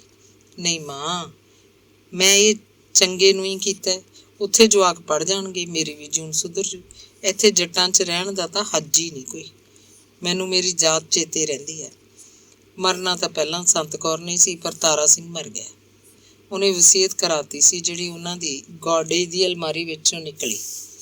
ਇਸ ਵਸੀਅਤ ਦਾ ਸੰਤ ਕੌਰ ਨੂੰ ਪਹਿਲਾਂ ਪਤਾ ਸੀ। ਦੋਵਾਂ ਨੇ ਆਪਣੀ ਸਹਿਮਤੀ ਨਾਲ ਹੀ ਇਹ ਕੰਮ ਕੀਤਾ ਸੀ। ਵਸੀਅਤ ਇਹ ਸੀ ਕਿ ਤਾਰਾ ਸਿੰਘ ਦੀ ਮੌਤ ਤੋਂ ਬਾਅਦ ਮਾਲ ਟਾਊਨ ਵਾਲੀ ਉਹਦੀ ਕੋਠੀ ਤੇ ਮੰਦਰ ਰੋਡ ਉੱਤੇ ਗੁਰੂ ਨਾਨਕ ਵੁੱਡ ਵਰਕਸ ਵਾਲੀ ਦੁਕਾਨ ਦਾ ਮਾਲਕ ਹਰੀ ਸਿੰਘ ਪੁੱਤਰ ਕੁੰਡਾ ਸਿੰਘ, ਜ਼ਾਤ ਤਰਖਾਣ, ਵਸਨੀਕ ਸਰਦਾਰਗੜ੍ਹ, ਤਹਿਸੀਲ ਆਲਾ ਸਿੰਘ ਵਾਲਾ, ਜ਼ਿਲ੍ਹਾ ਸੰਗਰੂਰ ਹੋਵੇਗਾ। ਅੰਗ 30ਵਾਂ। ਚੰਦ ਵੱਡੇ ਮਿਸਤਰੀਆਂ ਨਾਲ ਕੰਮ ਕਰਕੇ ਹੁਣ ਕੋਠੀਆਂ ਦੇ ਠੇਕੇ ਲੈਣ ਲੱਗ ਪਿਆ ਸੀ। ਉਹ 2 ਮਿਸਤਰੀ ਰਲ ਜਾਂਦੇ ਤੇ ਵਿਉਂਤ ਨਾਲ ਕੰਮ ਚਲਾਉਂਦੇ। ਉਹਨੇ ਸਾਈਕਲ ਦਾ ਖਹਿੜਾ ਕਦੋਂ ਦਾ ਛੱਡਿਆ ਹੋਇਆ ਸੀ। ਹੁਣ ਉਹਦੇ ਕੋਲ ਵੀ ਮੋਟਰਸਾਈਕਲ ਸੀ, ਹੀਰੋ ਹੋਂਡਾ। ਨਿੱਤ ਸੰਧਿਆ ਪਿੰਡੋਂ ਆਉਂਦਾ, ਪਹਿਲਾਂ ਲੇਬਰ ਚੌਂਕ 'ਚ ਜਾਂਦਾ, ਮਾਲ ਟਾਊਨ 'ਚ ਹੁਣ ਇੱਕ ਨਵੀਂ ਕੋਠੀ ਬਣਾ ਰਹੇ ਸਨ। ਇਹ ਕੋਠੀ ਇੱਕ ਪਟਵਾਰੀ ਦੀ ਸੀ। ਚੰਦ ਲੇਬਰ ਚੌਂਕ 'ਚੋਂ ਆਪਣੇ ਮਤਲਬ ਦੇ ਮਜ਼ਦੂਰ ਫੜਦਾ। ਉਹ ਪੌਣੇ 8 ਵਜੇ ਮਾਲ ਟਾਊਨ ਪਹੁੰਚ ਜਾਂਦੇ। ਦੂਜਾ ਮਿਸਤਰੀ ਪਰਮਿੰਦਰ ਸਿੰਘ ਆਲਾ ਸਿੰਘ ਵਾਲੇ ਦਾ ਸੀ, ਜੋ 8:15 ਵਜੇ ਕੋਠੀ ਵਾਲੇ ਥਾਂ ਪਹੁੰਚਦਾ। ਉਹਦੀ ਘਰ ਵਾਲੀ ਬਿਮਾਰ ਸੀ, 3-4 ਬੱਚੇ ਸਨ। ਦੁਖੀ ਸੀ ਵਿਚਾਰਾ ਪਰਮਿੰਦਰ। ਬੱਚਿਆਂ ਨੂੰ ਸਕੂਲ ਤੋਰ ਕੇ ਤੇ ਘਰ ਵਾਲੀ ਨੂੰ ਦਵਾਈ ਬੂਟੀ ਦੇ ਕੇ ਫਿਰ ਘਰੋਂ ਤੁਰਦਾ। ਉਹ ਤਾਂ ਤੜਕੇ ਰੋਟੀਆਂ ਵੀ ਆਪ ਪਕਾਉਂਦਾ। ਉਹਨੇ ਆਪ ਨਾਸ਼ਤਾ ਕਰਨਾ ਹੁੰਦਾ ਤੇ ਬੱਚਿਆਂ ਨੇ ਵੀ। ਇਸੇ ਕਰਕੇ ਲੇਬਰ ਚੌਂਕ 'ਚੋਂ ਮਜ਼ਦੂਰ ਲਿਆਉਣ ਦੀ ਜ਼ਿੰਮੇਵਾਰੀ ਚੰਦ ਦੀ ਹੁੰਦੀ। ਪਰਮਿੰਦਰ ਸਿੰਘ ਚੰਦ ਤੋਂ ਵੱਡਾ ਸੀ ਤੇ ਸਿਆਣਾ ਵੀ। ਘਰੋਂ ਚਾਹੇ ਦੁਖੀ ਸੀ, ਪਰ ਕਾਰੀਗਰ ਪੱਕਾ ਸੀ। ਉਹਦੇ ਕੋਲ ਕਿੰਨੇ ਹੀ ਨਵੇਂ ਮੁੰਡੇ ਕੰਮ ਸਿੱਖ ਗਏ ਸਨ। ਜ਼ੁਬਾਨ ਦਾ ਮਿੱਠਾ ਤੇ ਸੁਭਾਅ ਦਾ ਕੂਣਾ ਤੇ ਸ਼ਰੀਫ ਸੀ। ਚੰਦ ਉੱਤੇ ਉਹਨੂੰ ਇਤਬਾਰੀ ਸੀ। ਚੰਦ ਵੀ ਦਿਲ ਦਾ ਮਾੜਾ ਨਹੀਂ ਸੀ। ਮਜ਼ਦੂਰਾਂ ਦੀਆਂ ਦਿਹਾੜੀਆਂ ਦਾ ਸਾਰਾ ਹਿਸਾਬ ਕਿਤਾਬ ਰੱਖਦਾ। ਉਹਨਾਂ ਨੂੰ ਹਫ਼ਤੇ 10 ਦਿਨਾਂ ਬਾਅਦ ਪੈਸੇ ਵੀ ਉਹੀ ਦਿੰਦਾ। ਪਟਵਾਰੀ ਤਿੱਖਾ ਸੀ, ਕੰਮ 'ਚ ਨਗੋਚਾਂ ਕੱਢਦਾ ਰਹਿੰਦਾ। ਪਰਮਿੰਦਰ ਦਲੀਲਾਂ ਦਿੰਦਾ ਰਹਿ ਜਾਂਦਾ। ਚੰਦ ਪਹਿਲਾਂ ਹੀ ਗੱਲ ਬੋਚ ਲੈਂਦਾ ਤੇ ਗੱਲੀ ਪਟਵਾਰੀ ਦੀ ਤਸੱਲੀ ਕਰਾ ਦਿੰਦਾ। ਮਜ਼ਦੂਰਾਂ ਦੀਆਂ ਦਿਹਾੜੀਆਂ ਦਾ ਵਾਸਤਾ ਪਾ ਕੇ ਤੇ ਆਪਣੇ ਘਰਾਂ ਦੀਆਂ ਲੋੜਾਂ ਪੂਰੀਆਂ ਕਰਨ ਦੇ ਬਹਾਨੇ ਚੰਦ ਦੀ ਪਟਵਾਰੀ ਤੋਂ ਪੇਸ਼ਗੀ ਪੈਸੇ ਲੈਂਦਾ ਸੀ। ਪਰਮਿੰਦਰ ਵਿੱਚ ਇਹ ਹਿੰਮਤ ਨਹੀਂ ਸੀ ਕਿ ਕਰੜਾ ਹੋ ਕੇ ਮਾਲਕ ਤੋਂ ਪੈਸੇ ਮੰਗੇ, ਪਰ ਉਹ ਅੰਦਰ ਖਾਤੇ ਚੰਦ ਨੂੰ ਨਸੀਹਤਾਂ ਕਰਦਾ ਕਿ ਮਾਲਕ ਤੋਂ ਨਾਲ ਦੀ ਨਾਲ ਪੈਸਾ ਕੱਢਦੇ ਰਹਿਣਾ ਚਾਹੀਦਾ, ਨਹੀਂ ਤਾਂ ਪਿੱਛੋਂ ਜਾ ਕੇ ਕਈ ਮਾਲਕ ਲਾਰੇ ਲਾਉਣ ਲੱਗਦੇ ਆ। ਨਾਲ ਦੀ ਨਾਲ ਪੈਸੇ ਦਿੰਦਾ ਮਾਲਕ ਵੀ ਸੁਖਾਲਾ ਰਹਿੰਦਾ, ਉਹਦਾ ਬਜਟ ਬਣਿਆ ਰਹਿੰਦਾ। ਸੇਵਾ ਸਿੰਘ ਕਲੋਨੀ ਵਿੱਚ ਚੰਦ ਨੇ 5 ਵਿਸਵੇ ਦਾ ਇੱਕ ਖਾਲੀ ਪਲਾਟ ਖਰੀਦ ਲਿਆ। ਇੱਥੇ ਪਲਾਟਾਂ ਦਾ ਭਾਅ ਖਾਸਾ ਸਸਤਾ ਸੀ। ਕਲੋਨੀ ਅੱਗੇ ਵਧੀ ਜਾ ਰਹੀ ਸੀ। ਸੜਕ ਜਾਂਦੀ ਸੀ। ਸੜਕ ਦੇ ਦੋਵੇਂ ਪਾਸੇ ਮਕਾਨ ਉਸਰਦੇ ਜਾ ਰਹੇ ਸਨ। ਸ਼ਹਿਰ ਤੋਂ ਖਾਸਾ ਦੂਰ ਮਕਾਨ ਚਲੇ ਗਏ, ਪਰ ਸੜਕ ਸੀ ਤਾਂ ਕਾਹਦਾ ਦੂਰ ਸੀ। ਨਾਲ ਲੱਗਦਾ ਪਿੰਡ ਆਦਮਪੁਰ ਹੁਣ ਲਗਭਗ ਆਲਾ ਸਿੰਘ ਵਾਲੇ ਦੇ ਪਿੰਡ ਵਿੱਚ ਹੀ ਆ ਵੜਿਆ ਸੀ। ਮਿਊਨਿਸਪਲ ਕੌਂਸਲ ਨੇ ਆਦਮਪੁਰ ਨੂੰ ਆਪਣੇ ਹਦੂਦ ਅੰਦਰ ਲੈ ਲਿਆ ਸੀ। ਇੱਕ ਤਰ੍ਹਾਂ ਨਾਲ ਇਹ ਪਿੰਡ ਖਾ ਲਿਆ ਸੀ ਸ਼ਹਿਰ ਨੇ। ਚੰਦ ਕੋਲ ਕੁਝ ਪੈਸੇ ਪਹਿਲਾਂ ਜਮ੍ਹਾਂ ਸੀ। ਪਲਾਟ ਲੈਣ ਵੇਲੇ ਹਰੀ ਨੇ ਉਹਦੀ ਕੁਝ ਮਦਦ ਕਰਤੀ। ਦਿੱਤੇ ਤਾਂ ਉਧਾਰੇ, ਪਰ ਬਿਨਾਂ ਵਿਆਜ ਤੋਂ। ਇੰਨਾ ਹੀ ਬਹੁਤ ਸੀ। ਫਿਰ ਵੀ ਭਾਈ ਸੀ, ਆਪਣੀ ਕਮਾਈ ਸੀ, ਆਪਣੀ ਕਬੀਲਦਾਰੀ ਸੀ। ਜੈਕੁਰ ਜਿਉਂਦੀ ਸੀ, ਇਸ ਕਰਕੇ ਪਰਿਵਾਰ ਦੀ ਕੜੀ ਬਣੀ ਹੋਈ ਸੀ। ਪਰਮਿੰਦਰ ਦੀ ਇੱਕ ਆੜ੍ਹਤੀਏ ਨਾਲ ਖਾਸੀ ਬਣਦੀ ਸੀ। ਆੜ੍ਹਤੀਏ ਤੋਂ 3 ਰੁਪਏ ਸੈਂਕੜਾ ਦੇ ਹਿਸਾਬ ਕੁਝ ਪੈਸਾ ਚੰਦ ਨੇ ਚੱਕ ਲਿਆ। ਪਲਾਟ ਦੀ ਰਜਿਸਟਰੀ ਹੋ ਗਈ। ਹੁਣ ਮਕਾਨ ਪਾਉਣ ਦਾ ਸਵਾਲ ਸੀ। ਚੰਦ ਤੇ ਹਰੀ ਨੇ ਮਾਂ ਨਾਲ ਰਾਏ ਮਸ਼ਵਰਾ ਕੀਤਾ ਤੇ ਪਿੰਡ ਵਾਲਾ ਮਕਾਨ ਸ਼ਿਵ ਚੰਦ ਕੁਮਾਰ ਨੂੰ ਵੇਚ ਦਿੱਤਾ। ਚੰਦ ਨੂੰ ਹਿੱਸੇ ਦੇ ਜਿੰਨੇ ਰੁਪਏ ਆਏ, ਉਹਨਾਂ ਨਾਲ ਉਹਨੇ ਪਲਾਟ ਵਿੱਚ 2 ਕਮਰੇ ਬਣਾ ਲਏ। ਰਸੋਈ ਤੇ ਗੁਸਲਖਾਨਾ ਵੀ 4 ਦੀਵਾਰੀ ਕਰਤੀ ਗਈ। ਆਪਣਾ ਸਮਾਨ ਚੁੱਕ ਕੇ ਚੰਦ ਆਲਾ ਸਿੰਘ ਵਾਲੇ ਆ ਵਸਿਆ। ਜੈਕੁਰ ਚੰਦ ਦੇ ਪਰਿਵਾਰ ਨਾਲ ਸੀ। ਸ਼ਿਵ ਚੰਦ ਕੁਮਾਰ ਯੂਪੀ ਦਾ ਸੀ। ਉਹਦੇ ਦੋਵੇਂ ਮੁੰਡੇ ਉਹਦੇ ਨਾਲ ਆਏ ਸੀ। ਦੋਵੇਂ ਵਿਆਹੇ ਹੋਏ। ਪਰਮਾਨੰਦ ਵੱਡਾ ਸੀ, ਮੋਹਨ ਲਾਲ ਛੋਟਾ। ਸ਼ਿਵ ਚੰਦ ਦੀ ਘਰ ਵਾਲੀ ਹਾਲੇ ਖਾਸੀ ਤਕੜੀ ਸੀ, ਬਰਾਬਰ ਦਾ ਕੰਮ ਕਰਦੀ। ਕਈ ਵਰ੍ਹੇ ਪਹਿਲਾਂ ਸ਼ਿਵ ਚੰਦ ਸਰਦਾਰਗੜ੍ਹ ਆ ਕੇ ਜੱਟਾਂ ਦੇ ਇੱਕ ਵਾੜੇ 'ਚ ਟਿਕ ਗਿਆ ਸੀ। ਉਹ ਵਾੜਾ ਖਾਸਾ ਲੰਮਾ ਚੌੜਾ ਸੀ ਤੇ ਪਿੰਡ ਦੀ ਫਿਰਨੀ ਉੱਤੇ ਸੀ। ਵਾੜੇ 'ਚ ਸ਼ਿਵ ਚੰਦ ਨੇ ਕੱਚੀਆਂ ਇੱਟਾਂ ਦੇ 2 ਕੋਠੇ ਆਪ ਛੱਤੇ ਸੀ। ਗਧੇ ਛੱਪਰ ਥੱਲੇ ਖੜਦੇ। ਬਾੜੇ ਵਿੱਚ ਹੀ ਆਵੀ ਸੀ ਚੱਕ ਉੱਤੇ ਬਣੀ ਹੋਈ ਨਿੱਕੀ ਕੋਠੜੀ। ਉੱਥੇ ਉਹ ਭਾਂਡਿਆਂ ਵਾਲੀ ਚਿਕਣੀ ਮਿੱਟੀ ਗੁੰਨਦੇ। ਆਵੀ ਭਖੀ ਦੀ ਭਖੀ ਰਹਿੰਦੀ। ਬਸ ਇੱਕ ਬਰਸਾਤ ਦੇ ਦਿਨਾਂ 'ਚ ਉਹਨਾਂ ਦਾ ਕੰਮ ਬੰਦ ਰਹਿੰਦਾ, ਨਹੀਂ ਸਾਰਾ ਸਾਲ ਭਾਂਡਿਆਂ ਦੇ ਅੰਬਾਰ ਲੱਗਦੇ, ਤੁਰੇ ਜਾਂਦੇ। ਤੌੜੇ, ਤੌੜੀਆਂ, ਬੱਲਣੀਆਂ, ਤਪਲੇ, ਗੁੱਜੇ, ਬੱਠਲੀਆਂ, ਬੱਠਲ ਤੇ ਹੋਰ ਕਿੰਨਾ ਕੁਝ। ਹਾੜੀ ਸੌਣੀ ਉਹਨਾਂ ਨੂੰ ਬਹੁਤ ਕਮਾਈ ਹੁੰਦੀ। ਜੱਟ ਨਗਦ ਪੈਸੇ ਨਹੀਂ ਦੇ ਸਕਦੇ ਸਨ, ਹਾੜੀ ਸੌਣੀ ਦਾਣੇ ਦਿੰਦੇ, ਤੂੜੀ ਦਿੰਦੇ, ਕੱਖ ਪੱਠਾ ਵੀ। ਸ਼ਿਵ ਚੰਦ ਨੇ ਮੈਸ ਰੱਖੀ ਹੋਈ ਸੀ, ਸਾਰਾ ਟੱਬਰ ਦੁੱਧ ਪੀਂਦਾ। ਪੇਂਡੂ ਸਨ, ਉਹ ਖੱਟੀ ਲੱਸੀ ਪੀਣ ਦੇ ਸ਼ੌਕੀਨ ਵੀ ਸਨ। ਥੋੜ੍ਹੇ ਸਾਲਾਂ 'ਚ ਹੀ ਉਹਨਾਂ ਨੇ ਸਰਦਾਰਗੜ੍ਹ 'ਚ ਇਸ ਤਰ੍ਹਾਂ ਆਪਣੀ ਥਾਂ ਬਣਾ ਲਈ ਸੀ ਜਿਵੇਂ ਉਹ ਮੁੱਢੋਂ ਹੀ ਇੱਥੋਂ ਦੇ ਵਸਨੀਕ ਹੋਣ। ਪਹਿਲਾਂ ਸ਼ਿਵ ਚੰਦ ਦੀ ਘਰ ਵਾਲੀ ਤੇ ਦੋਵੇਂ ਬਹੂਆਂ ਘੱਗਰੀਆਂ ਪਾਉਂਦੀਆਂ ਸੀ, ਫਿਰ ਪਿੰਡ ਦੇ ਰਿਵਾਜ ਨੂੰ ਦੇਖ ਕੇ ਸਲਵਾਰਾਂ ਪਾਉਣ ਲੱਗੀਆਂ। ਉਹਨਾਂ ਦੀਆਂ ਕੁੜਤੀਆਂ ਦੇ ਡਿਜ਼ਾਈਨ ਬਦਲ ਗਏ, ਜੁੱਤੀਆਂ ਦੀ ਸ਼ਕਲ ਬਦਲ ਗਈ, ਸਿਰ ਦੇ ਵਾਲਾਂ ਦਾ ਸਟਾਈਲ ਬਦਲ ਗਿਆ, ਹੱਥਾਂ ਦੀਆਂ ਚੂੜੀਆਂ ਜੱਟੀਆਂ ਵਰਗੀਆਂ ਹੋ ਗਈਆਂ। ਉਹਨਾਂ ਦੇ ਮੱਥਿਆਂ ਉੱਤੇ ਸੇਲੀਆਂ, ਕਿਨਾਰੇ, ਖੁਣੇ ਚੰਦ ਸਰਦਾਰਗੜ੍ਹ 'ਚ ਬੁਰੇ ਲੱਗਦੇ, ਠੋਡੀਆਂ ਤੱਕ ਕੱਢੇ ਘੁੰਡ ਨਹੀਂ ਰਹੇ ਸੀ। ਯੂਪੀ ਦੇ ਇਹਨਾਂ ਹਿੰਦੂ ਘੁਮਾਰਾਂ ਦੀ ਸਰਦਾਰਗੜ੍ਹ 'ਚ ਸਖਤ ਲੋੜ ਸੀ। ਮਿੱਟੀ ਦੇ ਭਾਂਡੇ ਪਿੰਡ 'ਚ ਸਭ ਨੂੰ ਚਾਹੀਦੇ ਹੁੰਦੇ। 47 ਤੋਂ ਪਹਿਲਾਂ ਤਾਂ ਮੁਸਲਮਾਨ ਘੁਮਾਰ ਸੀ ਜੋ ਹੱਲਿਆਂ ਵੇਲੇ ਫਸਾਦੀਆਂ ਨੇ ਮਾਰ ਮੁਕਾਤੇ। ਹੁਣ ਇਹਨਾਂ ਹਿੰਦੂ ਘੁਮਾਰਾਂ ਦਾ ਪਿੰਡ ਨੇ ਦੋਵੇਂ ਹੱਥੀਂ ਸਵਾਗਤ ਕੀਤਾ ਸੀ। ਅਗਵਾੜ ਦੇ ਇੱਕ ਔਤ ਜੱਟ ਨੇ ਆਪਣਾ ਵਾੜਾ ਮੁਫਤ ਵਿੱਚ ਹੀ ਇਹਨਾਂ ਨੂੰ ਦੇ ਦਿੱਤਾ। ਘੁਮਿਆਰਾਂ ਨੇ ਦਿਨ ਰਾਤ ਕਮਾਈ ਕੀਤੀ। ਦੋਵੇਂ ਮੁੰਡੇ ਬਹੂਆਂ, ਸ਼ਿਵ ਚੰਦ ਆਪ ਤੇ ਉਹਦੀ ਘਰਵਾਲੀ ਕੰਮ 'ਚ ਜੁਟੇ ਰਹਿੰਦੇ। ਖਾਣਾ ਪੀਣ ਪਹਿਨਣ ਵਿੱਚ ਸੰਕੋਚ ਵਰਤਦੇ, ਕਮਾਉਂਦੇ ਵੱਧ। ਫਿਰ ਉਹਨਾਂ ਕੋਲ ਪੈਸਾ ਜਮ੍ਹਾਂ ਹੋਣ ਲੱਗਿਆ। ਕੁੰਡਾ ਸਿੰਘ ਮਿਸਤਰੀ ਵਾਲਾ ਮਕਾਨ ਉਹਨਾਂ ਨੇ ਮੁੱਲ ਲੈ ਲਿਆ ਤੇ ਫਿਰ ਸਾਰਾ ਟੱਬਰ ਇਸ ਮਕਾਨ 'ਚ ਆ ਕੇ ਰਹਿਣ ਲੱਗਿਆ। ਵਾੜੇ 'ਚ ਰਹਿ ਗਏ ਸਿਰਫ ਗਧੇ। ਵਾੜੇ ਦੇ ਕੱਚੇ ਕੋਠਿਆਂ 'ਚ ਹੁਣ ਗਧਿਆਂ ਦਾ ਟਿਕਾਣਾ ਸੀ। ਗਧੇ ਸੁੱਕਾ ਘਾਹ ਖਾਂਦੇ, ਮਸਤੀ 'ਚ ਆ ਕੇ ਹੀਂਗਣ ਲੱਗਦੇ। ਮੈਸ ਉਹ ਅੰਦਰਲੇ ਘਰ ਲੈ ਆਏ ਸੀ। ਸੇਵਾ ਸਿੰਘ ਕਲੋਨੀ 'ਚ ਸਰਕਾਰੀ ਪ੍ਰਾਇਮਰੀ ਸਕੂਲ ਸੀ। ਚੰਦ ਨੇ ਆਪਣੇ ਦੋਵੇਂ ਜਵਾਕ ਇਸ ਸਕੂਲ 'ਚ ਪੜ੍ਹਨ ਲਾਤੇ। ਉਹ ਪਿੰਡ ਵੀ ਪੜ੍ਹਦੇ ਸਨ, ਸਰਟੀਫਿਕੇਟ ਲਿਆ ਕੇ ਇੱਥੇ ਲਾਤੇ। ਹੁਣ ਉਹ 2-2, 3-3 ਕੋਠੀਆਂ ਦੇ ਠੇਕੇ ਲੈਂਦਾ, ਪਰਮਿੰਦਰ ਸਿੰਘ ਨੂੰ ਨਾਲ ਰੱਖਦਾ। ਸਾਰੇ ਥਾਵਾਂ ਉੱਤੇ ਉਹਦੇ ਆਪਣੇ ਮਿਸਤਰੀ ਕੰਮ ਕਰਦੇ। ਉਹ ਦਿਨ 'ਚ 2 ਵਾਰ ਕੰਮਾਂ ਤੇ ਗੇੜਾ ਮਾਰਦਾ, ਮੋਟਰਸਾਈਕਲ ਉੱਤੇ ਉਹ ਗਿਆ। ਹੁਣ ਇੱਥੇ ਅਗਲੇ ਪਲ ਪਤਾ ਨਹੀਂ ਕਿੱਥੇ। ਉਹਦਾ ਪਤਾ ਨਹੀਂ ਸੀ ਕਦੋਂ ਕਿੱਥੇ ਆ ਜਾਏ ਤੇ ਮਜ਼ਦੂਰਾਂ ਦੀ ਝਾੜ ਝੰਬ ਕਰਨ ਲੱਗੇ। ਉਹ ਸੁਸਤੀ ਨਾਲ ਕੰਮ ਕਰਦੇ ਮਜ਼ਦੂਰਾਂ ਨੂੰ ਉਸੇ ਵੇਲੇ ਹਟਾ ਦਿੰਦਾ ਸੀ। ਘੰਟਿਆਂ ਦੇ ਹਿਸਾਬ ਬਣਦੇ ਪੈਸੇ ਦਿੰਦਾ, ਤੁਰਦਾ ਕਰਦਾ। ਚੰਦ ਨੇ ਦੂਜੇ ਸਾਲ ਹੀ ਕਿਵੇਂ ਨਾ ਕਿਵੇਂ ਕਰਕੇ ਆੜ੍ਹਤੀਏ ਦੇ ਪੈਸੇ ਸਣੇ ਵਿਆਜ ਮੋੜ ਦਿੱਤੇ। ਹਰੀ ਦੇ ਪੈਸੇ 3-4 ਸਾਲਾਂ ਬਾਅਦ ਦਿੱਤੇ। ਉਹਦੇ ਨਾਲ ਘਰ ਦੀ ਗੱਲ ਸੀ, ਕੋਈ ਕਾਹਲ ਨਹੀਂ ਸੀ। ਸ਼ਹਿਰ ਆ ਕੇ ਜਿਵੇਂ ਚੰਦ ਦੇ ਟੱਬਰ ਦੀ ਕਾਇਆ ਹੀ ਪਲਟ ਗਈ ਹੋਵੇ। ਜਵਾਕ ਪਹਿਨ ਪੱਚਰ ਕੇ ਸਕੂਲ ਜਾਂਦੇ ਸਨ। ਦਿਨਾਂ ਵਿੱਚ ਹੀ ਉਹਨਾਂ ਦੇ ਚਿਹਰੇ ਨਿਖਰ ਗਏ। ਚੰਦ ਦੀ ਘਰ ਵਾਲੀ ਜੰਗੀਰੂ ਬਣ ਬੈਠਦੀ। ਜੈਕੁਰ ਦੀ ਜਿਵੇਂ ਉਮਰ ਵੱਧ ਗਈ ਹੋਵੇ। ਇੱਥੇ ਤਾਂ ਮਾੜਾ ਜਿਹਾ ਵੀ ਕੋਈ ਬਿਮਾਰ ਹੁੰਦਾ ਝੱਟ ਡਾਕਟਰ ਦੇ ਚਲੇ ਜਾਂਦੇ। ਪਿੰਡ ਦਾ ਬੜਾ ਔਖਾ ਸੀ, ਆਰਾਮ ਹੀ ਨਹੀਂ ਆਉਂਦਾ ਸੀ। ਹਾਰ ਕੇ ਫਿਰ ਆਲਾ ਸਿੰਘ ਵਾਲੇ ਆਉਣਾ ਪੈਂਦਾ। ਪਿੰਡ ਵਿੱਚ ਤਾਂ 2 ਪ੍ਰਾਈਵੇਟ ਜਿਹੇ ਡਾਕਟਰ ਮੁੰਡੇ ਸੀ ਜਿਨ੍ਹਾਂ ਕੋਲ ਬਹੁਤ ਘੱਟ ਦਵਾਈਆਂ ਸੀ। ਬਿਮਾਰੀ ਦਾ ਅੰਦਾਜ਼ਾ ਜਿਹਾ ਲਾ ਕੇ ਦਵਾਈ ਦੇ ਦਿੰਦੇ। ਇੱਕੋ ਜਿਹੀਆਂ ਦਵਾਈਆਂ ਸੀ, ਬੋਤਲਾਂ 'ਚ ਲਾਲ ਕਾਲੇ ਪਾਣੀ ਜੇ ਭਰ ਰੱਖੇ ਸੀ। ਇੱਥੇ ਹੁਣ ਵਧੀਆ ਸੀ। ਸੇਵਾ ਸਿੰਘ ਕਲੋਨੀ 'ਚ 2 ਡਾਕਟਰ ਸੀ। ਵੱਡੀਆਂ ਦੁਕਾਨਾਂ ਪੈਸੇ ਚਾਹੇ ਬਹੁਤ ਜ਼ਿਆਦਾ ਲੈ ਲੈਂਦੇ, ਪਰ ਇੱਕੋ ਵਾਰੀ ਦਿੱਤੀ ਦਵਾਈ ਨਾਲ ਆਰਾਮ ਆ ਜਾਂਦਾ। ਉਹਨਾਂ ਦੇ ਆਲੇ ਦੁਆਲੇ ਹੋਰ ਬਹੁਤ ਮਕਾਨ ਸੀ, ਜਿਵੇਂ ਬੁੜੀਆਂ ਦਾ ਸੁਭਾਅ ਹੁੰਦਾ। ਜੈਕੌਰ ਨੇ ਕੁਝ ਮਹੀਨਿਆਂ 'ਚ ਸਭ ਦਾ ਅਤਾ ਪਤਾ ਲੈ ਲਿਆ ਤੇ ਉਹਨਾਂ ਦੇ ਘਰੇ ਜਾਣ ਲੱਗੀ।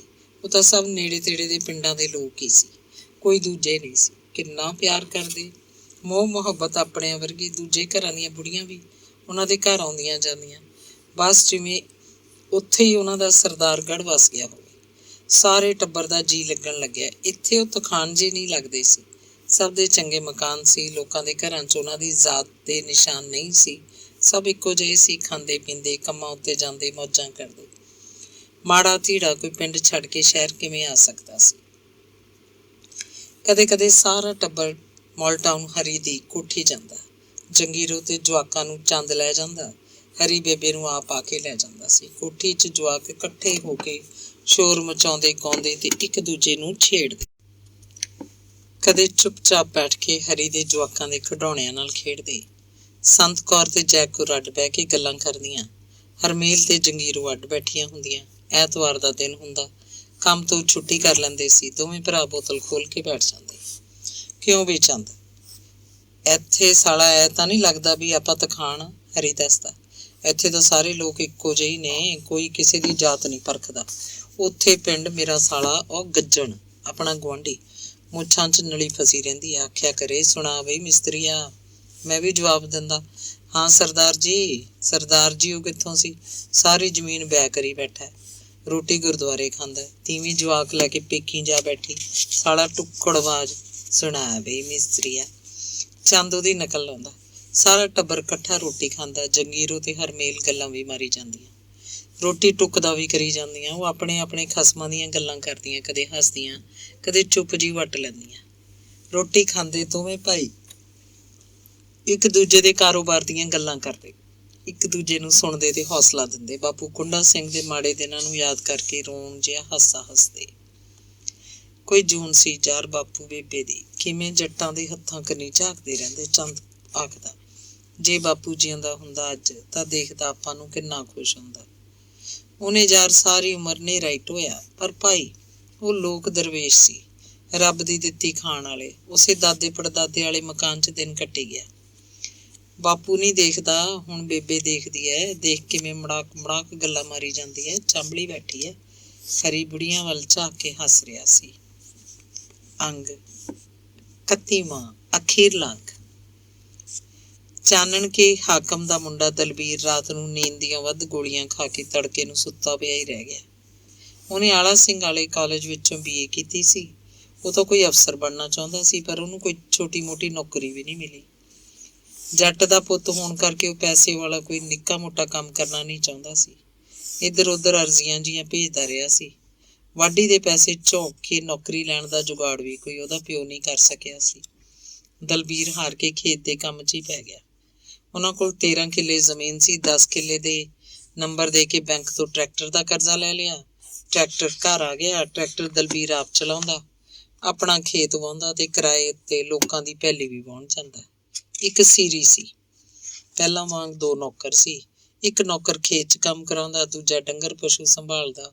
ਘਰ 'ਚ ਮੈਂਸ ਸੀ, ਪਰ ਟਰੈਕਟਰ ਤੇਲ ਫੂਕਦਾ ਸੀ। ਪਾਣੀ ਵਾਂਗ ਤੇਲ ਦੀ ਲੋੜ ਪਈ ਰਹਿੰਦੀ। ਟਰੈਕਟਰ ਦੀਆਂ ਕਿਸ਼ਤਾਂ ਆਉਣ ਲੱਗੀਆਂ। ਪਹਿਲਾਂ ਤਾਂ ਉਹ ਕਿਸ਼ਤਾਂ ਲਗਾਤਾਰ ਭਰਦਾ ਰਿਹਾ, ਪਰ ਫਿਰ ਖੁੰਝਣ ਲੱਗਿਆ। ਦੋਵੇਂ ਨੌਕਰਾਂ ਦੇ ਪੈਸੇ ਮਰਨ ਲੱਗੇ। ਸੀਰੀ 2 ਸਾਲ ਤਾਂ ਠੀਕ ਰਿਹਾ। ਤੀਜੇ ਸਾਲ ਦਾਣਿਆਂ ਦੇ ਹਿੱਸੇ ਪਿੱਛੇ ਉਹਦੇ ਨਾਲ ਰੌਲਾ ਪਾ ਗਿਆ। ਸੀਰੀ ਵਿਚਾਲਿਓਂ ਸੀਰ ਛੱਡ ਕੇ ਭੱਜ ਗਿਆ। ਵੱਡਾ ਮਸਲਾ ਪੇਸ਼ਗੀ ਦਿੱਤੇ ਪੈਸੇ ਮੁੜਵਾਉਣ ਦਾ ਛਿੜ ਗਿਆ। ਗੱਲ ਥਾਣੇ ਤੱਕ ਪਹੁੰਚ ਗਈ।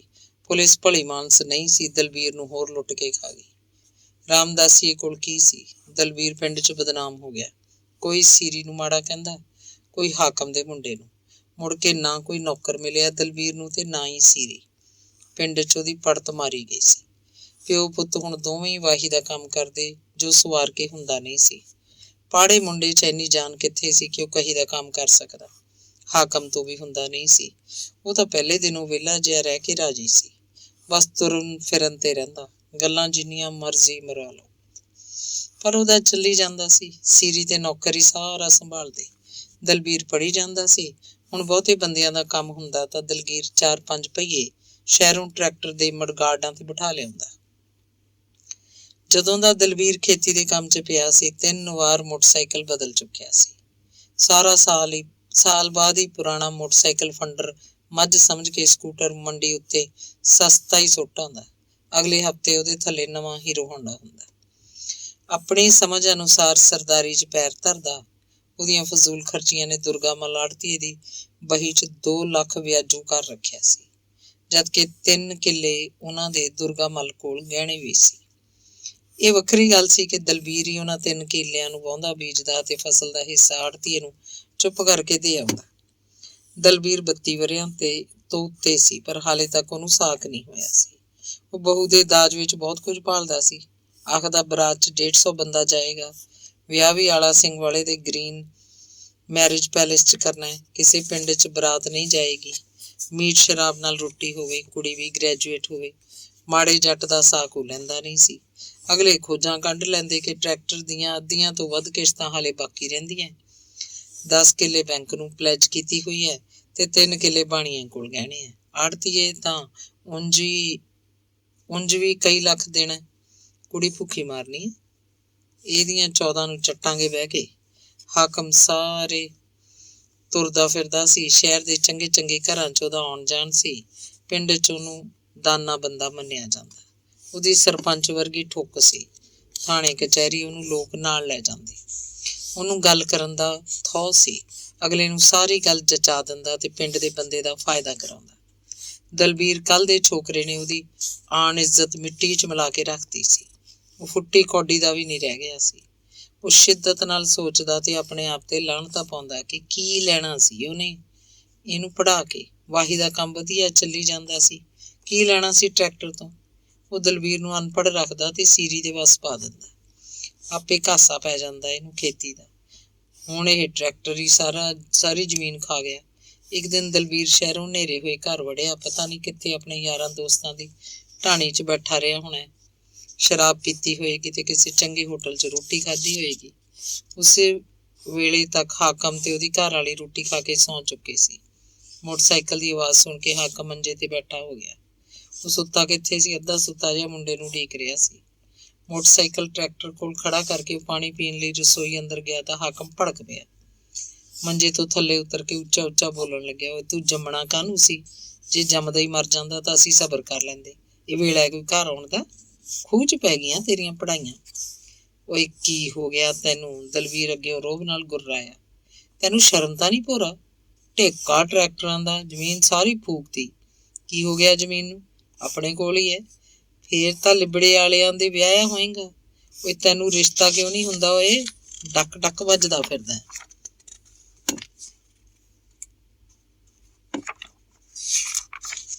ਰਿਸ਼ਤਾ ਨਹੀਂ ਹੁੰਦਾ, ਕੋਈ ਬੰਗਾਲਣ ਲੈ ਆਵਾਂਗੇ। ਸ਼ਾਬਾਸ਼, ਬਸ ਆਹੀ ਗੱਲ ਬਾਕੀ ਰਹਿ ਗਈ। ਦਲਬੀਰ ਦੀ ਮਾਂ ਨੇ ਹਾਕਮ ਦੀ ਬਾਂਹ ਫੜ ਕੇ ਉਹਨੂੰ ਮੰਜੇ ਕੋਲ ਲਿਆਂਦਾ।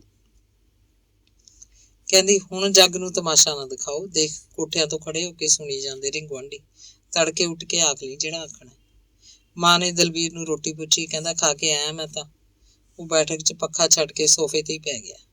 ਹਾਕਮ ਤੇ ਉਹਦੀ ਘਰ ਵਾਲੀ ਵਿਹੜੇ 'ਚ ਸਨ।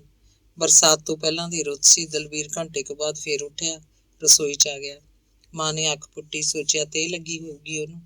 ਪਾਣੀ ਪੀਣ ਗਿਆ। ਤੜਕੇ ਉੱਠ ਕੇ ਉਹ ਦਲਬੀਰ ਨੂੰ ਚਾਹ ਦਾ ਗਲਾਸ ਦੇਣ ਗਈ।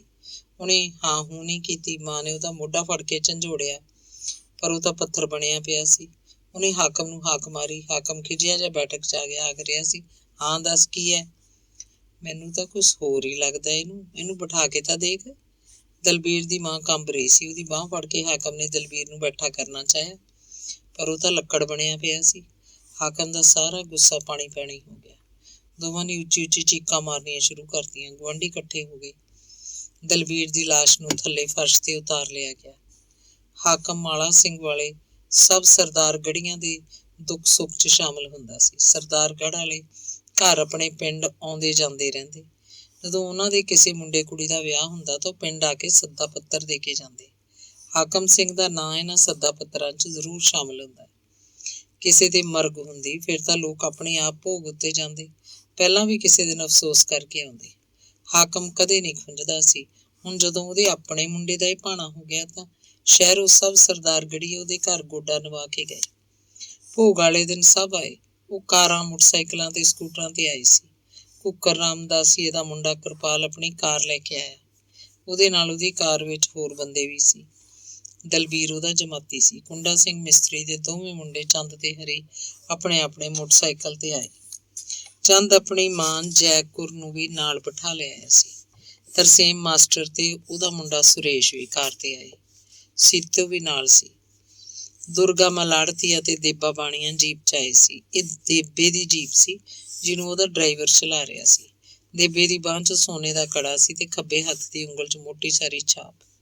ਉਹਦਾ ਸਰੀਰ ਪੂਰਾ ਭਰਿਆ ਹੋਇਆ ਸੀ। ਕੁੜਤੇ ਪਜਾਮੇ 'ਚ ਲੱਗਦਾ ਜਿਵੇਂ ਕੋਈ ਪਹਿਲਵਾਨ ਹੋਵੇ। ਅੱਡੀਆਂ ਅੱਡੀਆਂ ਮੋਟੀਆਂ ਅੱਖਾਂ, ਜਿਵੇਂ ਟਰੱਕ ਦਾ ਡਰਾਈਵਰ ਜਿਹਾ। ਆਸਾ ਸੁੰਦਰ ਦਰਜੀ ਦਾ ਪੋਤਾ ਨੀਲਮ ਆਪਣੇ ਬਾਪ ਕਰਤਾਰ ਸਿੰਘ ਨੂੰ ਨਾਲ ਲੈ ਕੇ ਕਾਰ 'ਚ ਆਇਆ ਸੀ। ਦਲਬੀਰ ਦੇ ਭੋਗ ਉੱਤੇ ਲੋਕਾਂ ਦਾ ਪੂਰਾ ਇਕੱਠ ਸੀ। ਹਾਕਮ ਦੇ ਸਭ ਰਿਸ਼ਤੇਦਾਰ ਤੇ ਹੋਰ ਪਿੰਡਾਂ ਦੇ ਲੋਕ ਵੀ ਸਨ। ਸਰਦਾਰਗੜ੍ਹ ਦੇ ਲੋਕ ਹੈਰਾਨ ਸਨ ਕਿ ਇੰਨੇ ਬੰਦੇ ਤੇ ਬੁੜੀਆਂ ਕਿੱਧਰੋਂ ਆਈ ਜਾ ਰਹੇ ਸੀ। ਪੱਤੀ ਦੇ ਲੋਕ ਤਾਂ ਇਹਨਾਂ ਨੂੰ ਜਾਣਦੇ ਹੀ ਨਹੀਂ ਸੀ, ਪਹਿਲਾਂ ਕਦੇ ਦੇਖਿਆ ਹੀ ਨਹੀਂ ਸੀ। ਉਹ ਗੁਰੂ ਗ੍ਰੰਥ ਸਾਹਿਬ ਨੂੰ ਆ ਕੇ ਮੱਥਾ ਟੇਕਦੇ। ਦਲਬੀਰ ਦੀ ਫੋਟੋ ਵੱਲ ਝਾਕ ਕੇ ਚਿਹਰਾ ਉਦਾਸ ਕਰ ਲੈਂਦੇ। ਪਿੰਡ ਦੇ ਲੋਕ ਉਹਨਾਂ ਅਣਜਾਣ ਚਿਹਰਿਆਂ ਵੱਲ ਗੌਰ ਨਾਲ ਵੇਖਦੇ ਸੀ। ਕੌਣ ਹੋਇਆ ਇਹ ਬੰਦਾ, ਕੋਈ ਪਤਾ ਨਹੀਂ ਲੱਗਦਾ। ਉਹ ਭਾਈ ਹਾਕਮ ਸੂ ਆਪ ਜਦੋਂ ਸਭ ਦੇ ਜਾਂਦਾ ਹੈ, ਇਹਨਾਂ ਨੇ ਆਉਣਾ ਹੀ ਹੋਇਆ। ਹੁਣ ਕੋਈ ਹਾਕਮ ਦਾ ਸਿਆਣੂ ਗਿਆਣੂ। ਭੋਗ ਤੋਂ ਬਾਅਦ ਸ਼ਰਧਾਂਜਲੀ ਸਮਾਗਮ ਵੀ ਹੋਇਆ। ਇਲਾਕੇ ਦੇ ਨਿੱਕੇ ਮੋਟੇ ਸਿਆਸੀ ਲੀਡਰਾਂ ਨੇ ਸ਼ਰਧਾਂਜਲੀ ਭੇਟ ਕੀਤੀ। ਭਾਸ਼ਣ ਵਿੱਚ ਉਹਨਾਂ ਦੀ ਆਪਣੀ ਪਾਰਟੀ ਦੀ ਰਾਜਨੀਤੀ ਦਾ ਰੰਗ ਬਹੁਤਾ ਹੁੰਦਾ। ਪਿੰਡ ਦਾ ਸਰਪੰਚ ਵੀ ਬੋਲਿਆ ਸੀ, ਜਿਹਨੇ ਹਾਕਮ ਦੀ ਭਲਮਾਨਸੀ ਦੀਆਂ ਗੱਲਾਂ ਕੀਤੀਆਂ। ਰੱਬ ਉੱਤੇ ਗਿਲਾ ਕੀਤਾ, ਜਿਹਨੇ ਇਹੋ ਜਿਹੇ ਇਮਾਨਦਾਰ ਬੰਦੇ ਨੂੰ ਵੀ ਨਹੀਂ ਬਖਸ਼ਿਆ। ਇੱਕ ਕਿਸਾਨ ਆਗੂ ਨੇ ਪਿੰਡਾਂ ਦੇ ਅਰਥਚਾਰੇ ਬਾਰੇ ਖੋਲ ਕੇ ਦੱਸਿਆ। ਉਹਦਾ ਸ਼ਿਕਵਾ ਸੀ ਕਿ ਜੱਟਾਂ ਦਾ ਜੀਵਨ ਕਿੰਨਾ ਨਿੱਘਰ ਗਿਆ। ਨਿਰਾਸ਼ ਕਿਸਾਨੀ ਮੌਤ ਦੇ ਮੂੰਹ ਜਾ ਰਹੀ ਹੈ ਤੇ ਦੇਸ਼ ਦੀ ਕਿਸੇ ਪਾਰਟੀ ਦਾ ਇੱਧਰ ਧਿਆਨ ਨਹੀਂ। ਵੋਟਾਂ ਦਾ ਰਾਜ ਹੈ। ਨੌਜਵਾਨ ਦਲਬੀਰ ਦੀ ਮੌਤ ਭ੍ਰਿਸ਼ਟ ਹੋਏ ਸਿਸਟਮ ਦਾ ਨਤੀਜਾ ਹੈ। ਮਾਸਟਰ ਤਰਸੇਮ ਨਾਲ ਤੇ ਘੂਕਰ ਰਾਮਦਾਸੀਏ ਦੇ ਮੁੰਡੇ ਕਿਰਪਾਲ ਨੇ ਵੀ ਕੁਝ ਸ਼ਬਦ ਆਖੇ। ਕਿਰਪਾਲ ਬੋਲ ਰਿਹਾ ਸੀ ਤਾਂ ਪਿੰਡ ਦੇ ਲੋਕ ਅੱਖਾਂ ਵਿੱਚ ਹੀ ਮੁਸਕਰਾ ਰਹੇ ਸਨ। ਭੋਗ ਤੋਂ ਬਾਅਦ ਸਭ ਚਲੇ ਗਏ ਤਾਂ ਦੁੱਲੇ ਕੀ ਪੱਤੀ 'ਚ ਹਥਾਈ ਦੀ ਚੌਂਕੜੀ ਉੱਤੇ ਗੱਲਾਂ ਹੋਣ ਲੱਗੀਆਂ। ਕਿਉਂ ਬਈ, ਇਹ ਆਪਣੇ ਪਿੰਡ ਵਾਲੇ ਭੋਗ ਤੇ ਆਏ ਸੀ ਜਾਂ ਆਪਦੀਆਂ ਕਾਰਾਂ ਦਿਖਾਉਣ ਆਏ ਸੀ? ਕਾਰਾਂ ਹੀ ਦਿਖਾਉਣ ਆਏ ਸੀ, ਹੋਰ ਕੀ। ਓਏ ਭਾਈ, ਅਗਲੇ ਨੇ ਕਮਾਈਆਂ ਕੀਤੀਆਂ ਨੇ, ਕੋਈ ਚੋਰੀ ਦੀ ਕਾਰ ਤਾਂ ਨਹੀਂ ਲੈ ਕੇ ਆਇਆ। ਇਹ ਜਾਰ, ਇਹ ਨਿੱਕੀ ਸੁੱਕੀ ਜਾਤੀ ਜੱਟਾਂ ਤੋਂ ਅੱਗੇ ਲੰਘੀ ਫਿਰਦੀ ਹੈ। ਇਹਨਾਂ ਦੇ ਮਕਾਨ ਦੇਖੀ, ਆਲਾ ਸਿਉਂ ਵਾਲੇ ਜਾ ਕੇ ਮਾਰ ਫੜ ਕੇ ਮਹਿਲ ਉਸਾਰੇ ਪਏ ਆ। ਵਧੀਆ ਖਾਂਦੇ ਪੀਂਦੇ ਆ। ਆਪਾਂ ਉਹੀ ਨੰਗ ਭੁੱਖ ਨਾਲ ਘੁਲਦੇ ਆ। ਕਰਜ਼ਾਈ ਹੋਏ ਬੈਠੇ ਆ। ਬੈਂਕਾਂ ਦੇ ਕਰਜ਼ਾਈ ਆਪਾਂ, ਆੜ੍ਹਤੀਆਂ ਦੇ ਕਰਜ਼ਾਈ ਆਪਾਂ।